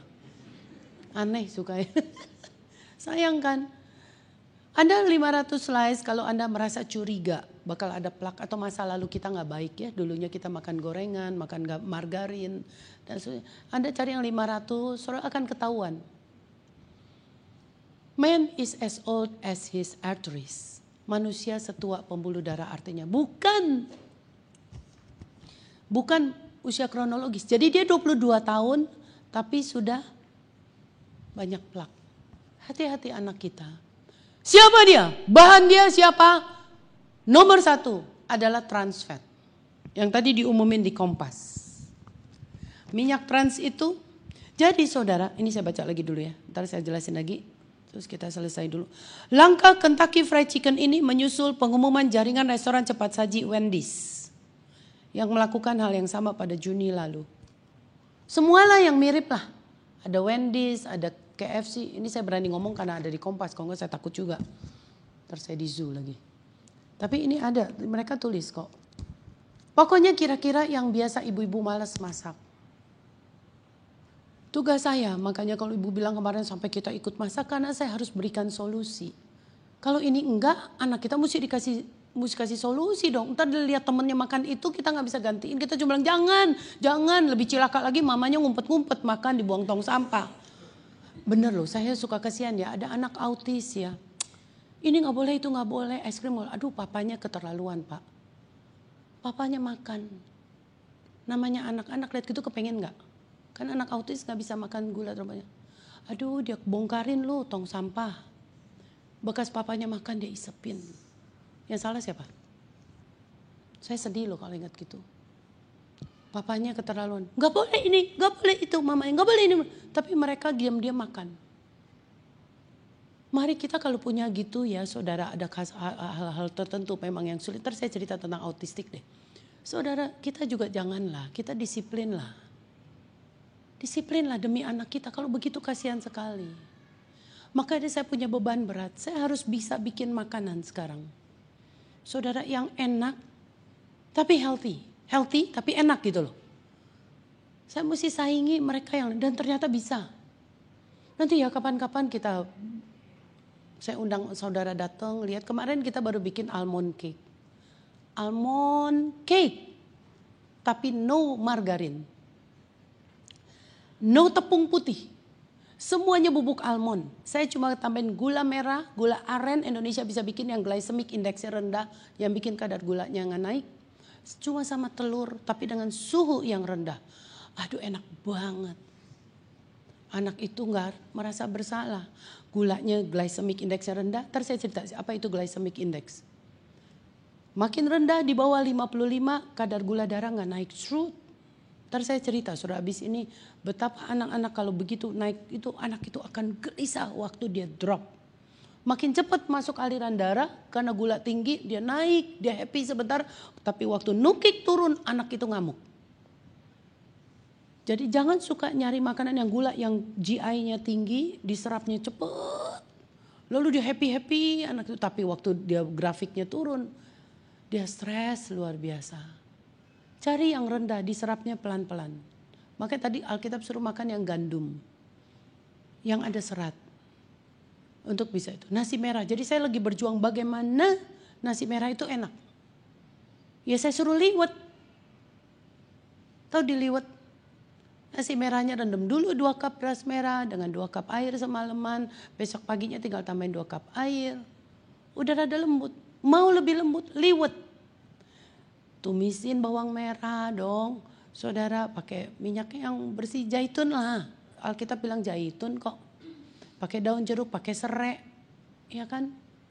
Masukin sayur, cucu sayur mesti banyak. Umpetin di balik nasi liwet ini. Kemangi. Yang banyak beli di pasar murah banget, 6 batang langsung melepes. Saudara, kasih pete. Di sekolah bau ya. Tapi kasih ketimun lah. Kalau enggak ya udah, itunya aja saudara bisa, saudara masukin ke dalam nasi. Liwet. Langsung nasi merahnya lembut. Anak-anak banyak yang senang di STH pada cerita. Ibu, waduh anak saya sekarang mulai mathnya kelihatan bagus. Kelihatan dari orang tuanya jarang dipanggil guru lagi. Ya, jarang dipanggil guru, anak itu mulai baik. Saudara, betapa food mempengaruhi seluruh area hidup kita. Ya nanti sesi kedua saya kasih beberapa saudara saya. Sekarang saya kasih lihat ini dulu menjelang terakhir. Jadi Anda bayangin ini. Slide ke bawah. Ini dia seperti pipa bangunan. Water pipe. Makin lama makin tua makin kotor kan harusnya. Tapi kalau anak kita makan dari muda sudah seperti itu terus. Saudara ini akan Siapa yang paling jahat di sini? Dengarkan baik-baik. Trans fat yang disebut di Kompas ini yang banyak di junk food. Tadi saya sampai di Makassar di sekolah Dian Harapan itu. Waktu saya pulang saya dijemput. Setelah itu saya diminta bicara di gereja. Yang jemput saya orang gereja ini bilang begini, ya ampun Bu Dokter. Itu cici saya jual itu minyak beku. Enak bener katanya. Kalau goreng apa-apa di situ langsung kriuk-kriuk. Terus saya bilang, gue beli sama lu aja Ci. Daripada beli di supermarket atau di luar sana supaya kan cicinya yang jual. Cicinya bilang apa? Jangan. Ini mau buat jual, kita aja serumah gak makan. Ini minyak ini bahaya banget. Karena dia bilang ini nempel di sini. Itu minyak trans namanya. Saudara baca di belakang ini. Trans fat mulai diharamkan di Indonesia. Tapi saya nggak tahu ya, di sini suka anget-anget hot chicken dot gitu. Tapi saya lihat kalau Anda ke supermarket sekarang kalau belanja Anda lihat. Kita bisa tur sih ke supermarket sebenarnya. 5 orang leader nanti saya ajak ke supermarket, saya ajarin saudara baca nutrition fact. Anda melihat sekarang mulai ada misalnya Greenfield susu. Sudah ada trans fat dia tambahin. Pemerintah kita sudah mulai sekarang minta. Kalau Amerika sejak 2006 FDA, POM Amerika sudah minta trans fat tidak boleh. Makanya anak-anak yang sekolah di Amerika kalau dia makan chips tuh, potato chips, mereka bilang aduh gak nendang kayak di Indonesia. Kenapa? Gak ada trans fatnya. Trans fat itu yang bikin gurih. Jadi prinsipnya kasih tahu. Anak-anak kita tuh sekalian kita kalau dia gurih banget, enak banget, crispy, kriuk-kriuk. Itu trans fat. Gurih. Kalau nggak pakai itu nggak gitu gurih. Termasuk trans fat itu adalah margarin. Alkitab ngajarin mentega, bukan margarin. Lain mentega, lain margarin. Nanti di sesi kedua ya, kita akan terusin ini. Lain mentega, lain margarin. Anchor, butter. Dadih, kalau di Alkitab dadih. Dadih itu butter. Mentega. Lebih safe meskipun tetap gak boleh kebanyakan. Daripada margarine. Anda Cynthia kemarin makan kue lapis legit. Makan apa lagi? Croissant. Nastar kalau yang gak ngerti mereka bikinnya pakai margarine. Margarin itu trans. Saya akan jelaskan di sesi kedua proses bikinnya karena ini agak sedikit sulit. Tapi no margarine. Menarik sekali, nanti pembuatannya luar biasa sedemikian rupa. Dia proses 4 step atau ibu bapak kalau punya anak di food tech, sekolah food tech, anak itu akan cerita. Atau anak itu sekolah di Singapura. Anak sekolah di Singapura balik ke Indonesia dia bisa ceritain sama mamanya bagaimana bikin margarin jadi trans fat. Karena di Singapura diminta. Anda kalau ke Singapura ke Takashimaya Anda cari deh. Supermarket deh pokoknya cold storage. No trans fat, no trans fat, no trans fat. Setelah sesi kedua saya jelasin itu, apalagi yang bikin beku dia. Terakhir, sebelum Anda puasa. Sebelum Anda makan, kita lagi pada puasa di gereja. Saudara mau Paskah, jadi saya ngomongin puasa terus. Saudara, yang ketiga adalah yang bikin bahaya, lemak binatang yang Tuhan larang makan. Lemak dari binatang yang Tuhan makan. Kembali kepada babi tadi. Tadi udah kelupaan babinya, sekarang saya masuk lagi. Saudara, lemak babi itu atau lemak yang Tuhan larang makan, sifatnya di sini. Pel. Jadi Tuhan yang ciptakan organ tubuh kita, yang ciptakan si babi-babi itu, dia tahu bahwa ini tidak diciptakan, tidak di-create oleh Tuhan as a food. Dia adalah vacuum cleaner untuk bersihin kotoran. Gak bisa ada bangkai, babi pasti makan. Gak bisa ada sampah, belum lama saya ke New York, bulan Oktober, saya ikut 414. Pernah dengar kali guru, 414 ya, 414 Windows. Jadi ibu-ibu, bapak-bapak tahu ya, anak umur 4 sampai 14 tahun itu otaknya kayak spons. Anda kasih yang jelek, dia kayak spons, zup. Anda kasih yang bagus dari sekarang, dia kayak spons pula, dia zup. Anda pilih mana? Kasih yang baik supaya dia serap. 4 sampai 14 tahun, itu sebenarnya bagus sekali. Jadi lagi berusaha bagaimana didik anak di usia segini yang terbaik yang kita bisa kasih, karena otak mereka masih seperti spons. Dia akan serap. Lalu dikasih lihat babi-babi saudara yang lagi dikasih yang lagi bersihin sampah di Beijing, di China. Itu begitu kotornya saudara, di mana-mana babi. Artinya apa? Babi itu diciptakan Tuhan jadi vakum cleanernya bumi. Kalau dunia kedokteran ngerti ya vakum cleaner. Saudara, untuk bersihkan itu. Jadi kalau Anda makan ini, tubuh berat sekali untuk digest karena saudara tubuh nggak disiapkan untuk ini. Mobil yang saya pakai di depan disiapkan oleh manufacturernya, pencipta mobilnya, Toyota Altis yang saya pakai di depan, itu untuk isinya Shell.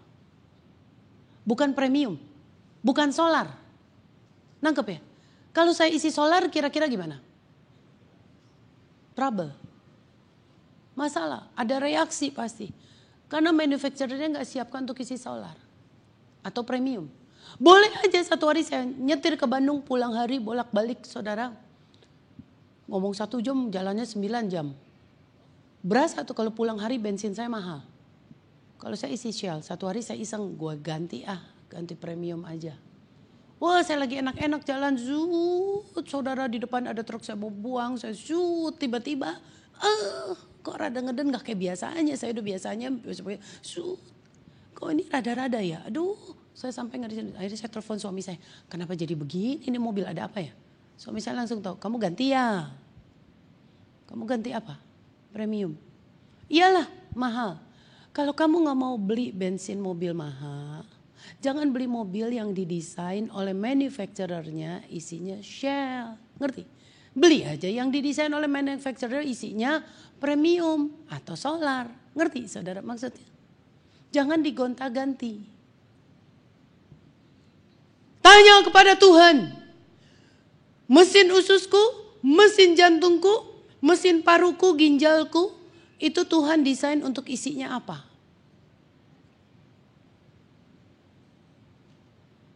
Tanya, makanannya apa? Dan ada manualnya. Manualnya ada di dalam Alkitab. Anda lihat nanti di depan di buku saya. Banyak CD, banyak buku. Manualnya ini. Kalau Tuhan bilang enggak, lalu dunia kedokteran juga bilang jangan. Kita nggak bisa enggak, kita harus ikuti. Walaupun tradisi menyuruh itu. Tradisi Sumatera Utara nggak bisa enggak, pulang mesti makan babi, anjing dengan darah. Tradisi. Tapi kita ikut tradisi atau ikut ini?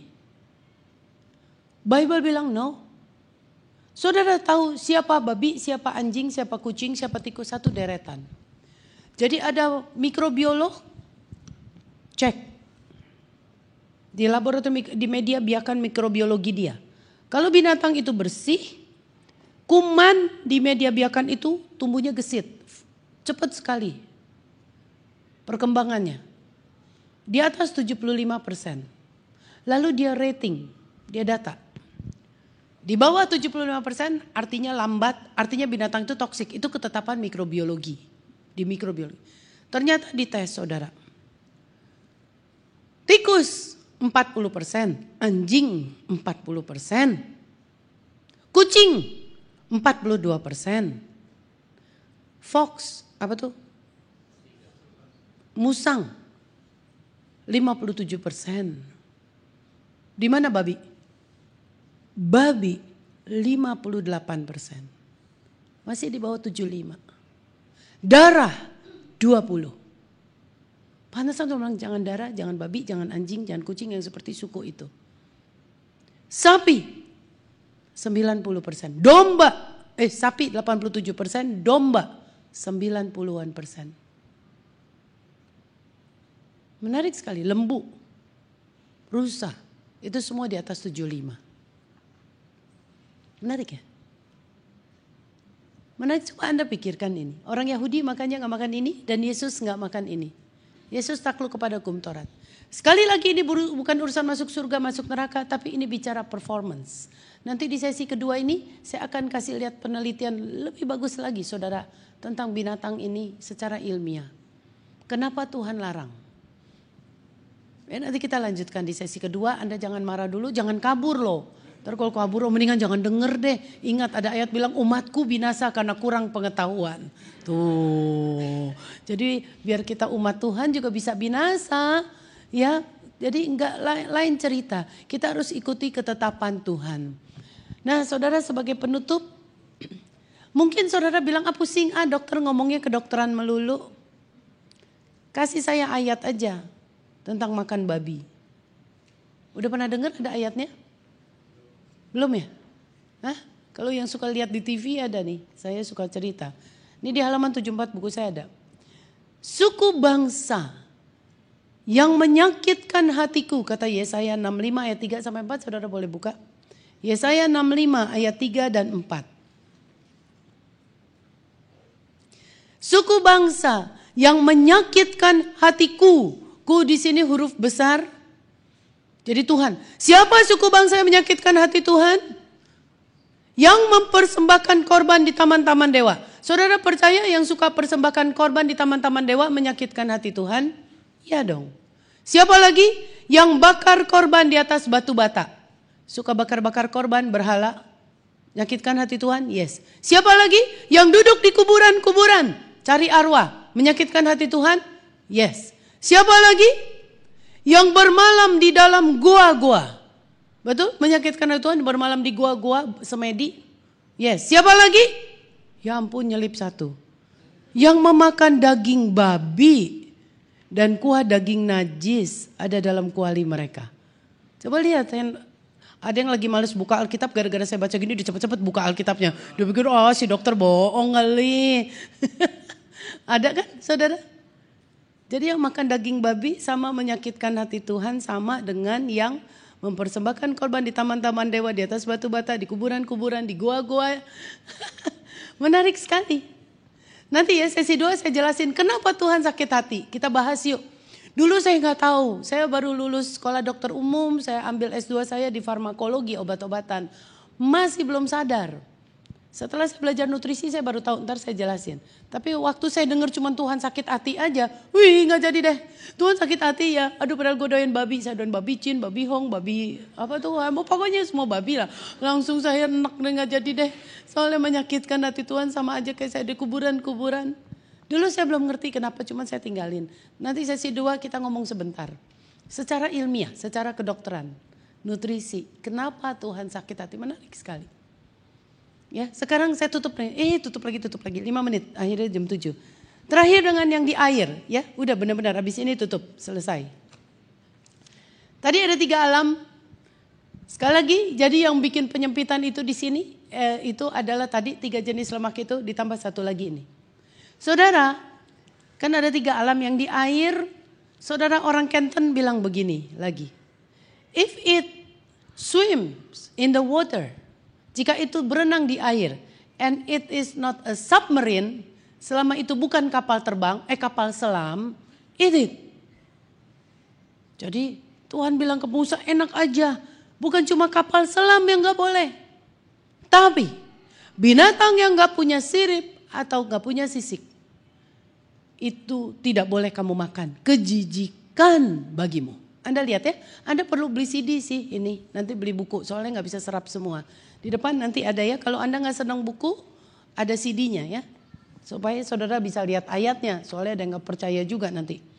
Ini CD-nya, buku, yang ini udah ada bukunya. Yang ini saya belum selesai nulis buku, tapi ini yang bestseller nih. Areanya ke emosi sih nanti. Oke, saya cerita ini 5 menit terakhir. Kata Tuhan, yang sirip sisik aja kamu makan, yang gak sirip sisik kejijikan bagimu. Siapa dia yang gak sirip sisik? Lele. Siapa dia? Kepiting. Kodok. Cumi. Kerang. Saudara itu punya shell. Ternyata luar biasa kalau Tuhan mengatur itu. Anda kalau punya teman ahli laut, tanya. Mau tahu toksin level di perairan, di laut, di sungai, di air pokoknya. Mau tahu toksin levelnya, berapa kadar toksinnya. Mereka pakai indikatornya 3 binatang ini. Crabs, kepiting, kerang, satu lagi lobster. Kalau Anda tanya, kenapa Bapak nggak pakai salmon, nggak pakai kakap, nggak pakai kerapu? Mereka akan jawab, oh aku nggak bisa temukan toksin. Dalam hal ini misalnya heavy metal, aluminium, merkuri, arsen, plumbum, kadmium yang dibuang oleh pabrik aki mobil. Di dalam ikan yang sirip sisik, salmon kah, kakap kah, kerapu kah, nggak ada. Kalau ada paling konsentrasi kecil banget, aku nggak bisa ukur. Tapi kalau aku pakai lobster, aku pakai crabs, pakai kerang, dengan mudah aku hitung. Karena dia makanin itu, dia filter, dia makan, jadi mudah dihitung. Jadi aku tahu berapa toksin level, kadar toksin di perairan itu. Bahkan buku sains biologi kelas 2 SMU berkata, kalau para ahli laut ini lihat kerang udah pada mati di pinggir laut, para ahli laut itu cepat-cepat bikin pengumuman, laut ini gak boleh dipakai lagi. Buktinya kerang mati, yang sirip sisik masih hidup. Pertanyaannya kenapa tuh kerang mati? Karena kerang menjalankan tugas dari Tuhan. Makanin aluminium dari pabrik-pabrik besi begini, buang aluminiumnya ke air. Dari pabrik tensimeter zaman dulu yang pertama kali yang ada merkuri di air. Pabrik aki buang kadmium di air. Kadmium itu yang bikin attack jantung dan bikin cuci ginjal. Buang macam-macam, arsen, plumbum, nikel dan seterusnya, lead. Kadarnya tinggi di dalam tubuh kerang itu mati. Makanya kalau udah kerang mati artinya ini udah tinggi banget. Yang jadi masalah umat Tuhan tidak berpengetahuan. Mereka makanin kerang. Bahkan ibu-ibu kasih anaknya sekarang banyak suplemen yang bikin anak pintar dari kerang. Itu ibu-ibu anak sekolah tuh. Jadi saya ke Singapura ke NUH. Saudara saya diminta untuk ngomongin makanan di Singapura. Satu anak leukemia 4 tahun. Kasihan banget udah botak 4 tahun ini. Saya sekalian research deh. Saya tanya ibu, makan apa dulu ibu lagi hamil? Lagi hamil lah karena ini baru 4 tahun. Kerang lah. Lalu logam beratnya gimana anak ini yang leukemia? Tinggi. Di Singapura dicekin saudara, logam beratnya tinggi. Dokter juga bilang kerang. Bahkan dokter NUH ini sengit sama satu dokter di Surabaya. Saudara yang selalu tulis suplemen untuk anak pinter itu bahannya kerang. Ada tuh suplemennya multi level. Karena pasien yang datang yang leukemia itu banyak pasien dokter Surabaya ini yang tulisin resep anak itu kerang, suplemen. Memang zinc kerang itu tinggi, bikin pinter, tapi juga logam beratnya tinggi. Menarik sekali saudara, firman Tuhan ya dan amin. Dari dulu Tuhan bilang hanya yang sirip sisik saja kamu makan, yang enggak boleh. Jadi Anda ingat ya, mantu-mantu kalau udah jadi mertua jangan suruh mantu makan kerang. Banyak tuh orang tua suruh makan, kalau hamil suruh makan itu. Dia akan masuk plasenta, logam beratnya, dan itu terakumulasi di sel otak. Lahirlah anak yang hiperaktif. Anak yang hiperaktif, anak yang logam beratnya tinggi. Aluminium, merkuri, kadmium. Anak yang leukemia, anak yang logam beratnya tinggi. Pasien yang hipertensi, pasien yang aluminiumnya tinggi. Lucu ya, padahal dia gak makan gagang pintu, gagang bangku. Tapi dia makan binatang pemakan logam berat. Pasien yang cancer, pasien yang logam beratnya tinggi. Saya bawa alat tesnya, ini cuman terbatas ya. Nanti saya kasih tahu saudara bagaimana, ini susah sekali, kalau sering ke Amerika saudara bisa beli. Ini alat gampang sekali, jadi saya cek kalau di SDH. Saya bikin pengecekan mereka. Saudara, anak-anak ini gampang sih, cuman setengah jam. Cuman 2 menit. Dia kencing, ini reagens, lalu saudara tambahin apa nih? Tambahin reagens ya. Saudara cairan ke sini, nanti tambahin cairan, ini test paper, tuh ada kertas tipis, masukin ke sini jadi biru. Nah, sekarang masukin urin. Orang tua bisa periksa sendiri atau pasien periksa sendiri. Masukin ke angka 3 cc. Kocok dalam 2 menit. Kalau dikocok tetap biru, selamatlah. Berarti dia no metal. Kita gak punya logam. Tapi kalau dia berubah warna jadi abu-abu, artinya ada metal, tapi sedikit. Kalau dia jadi ungu, sedang. Kalau dia jadi pink yang paling ngeri. Kalau pink itu langsung tinggi. Kenyataannya anak sekolah itu pink loh. Saya sampai sedih, pantesan gurunya bilang, aduh anak ini gak bisa diam. Aduh. Saudara, logam berat itu bikin lower IQ. Logam berat itu tadi bikin cancer. Logam berat itu bikin perubahan tadi hipertensi dan sebagainya. Logam berat itu bikin perubahan perilaku. Anak yang keracunan logam berat lead itu bisa ambil sepatu mama yang tinggi begini, dia sambit mama, pak gitu. Mamanya sakit hati, kurang ajar ya kamu, kesetanan ya kamu, kurang ajar. Kalau anak itu ngerti, dia akan bilang, mami aku bukan kesetanan, aku bukan kurang ajar. Tapi led di kepalaku tinggi banget. Jadi aku ingin teriak, aku ingin banting kepalaku, aku ingin ngamuk.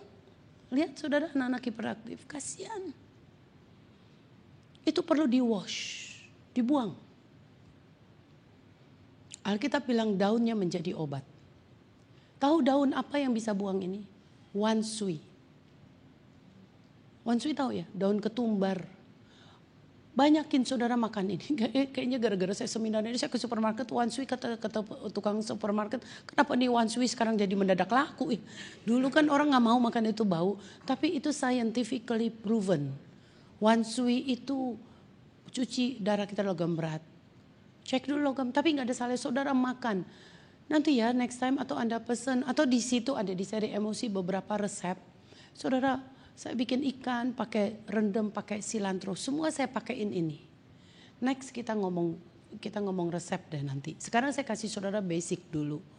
Pokoknya kalau bisa makan, cuma suami biasanya gak suka karena bau. Kalau Anda makan nasi Hainam tuh, atau Anda makan pho ya, itu pasti dikasih itu. Kalau salah satu pusat brain injured, pengobatan brain injured di Amerika, Philadelphia, itu anak-anak disuruh makan 7 lembar setiap hari. Karena ini bisa. Betul Alkitab bilang daunnya menjadi obat. Tapi ya makan ini tapi sumbernya kita hilangin. Ya salah satu sumber itu dari binatang laut ini yang Tuhan larang makan, yang Tuhan bilang harus sirip sisik. Yang enggak kejijikan bagimu. Saya kasih contoh terakhir terus dari tadi. Benar. Kesian deh, yang kesian saya. Udah ngomong terus, bentar. Ini terakhir beneran Anda bisa kaget sekali betapa firman Tuhan itu luar biasa. Satu hari saudara, seorang pasien berkata begini, dokter, papaku, mamaku cancer. Aku mau kasih dia syak, subhisit. Saudara tahu syak itu sempat terkenal sekali dulu. Syak itu anti cancer, bisa ngobatin cancer. Waktu dia ngomong begitu saya bilang aduh saya gak komentar deh. Soalnya kalau saya lihat Bible dan di buku saya ada penelitiannya saudara, bahwa syak itu berapa persen? 62%. Tadi babi 58, anjing 40, tikus 40, kucing 40-an deh, pokoknya kurang lebih segitu. Darah 20, syak itu 62. Jadi toksik dong masih. Puji Tuhan, Kompas Jumat 12 Februari tahun 2010. Di kolom iptek lagi nih.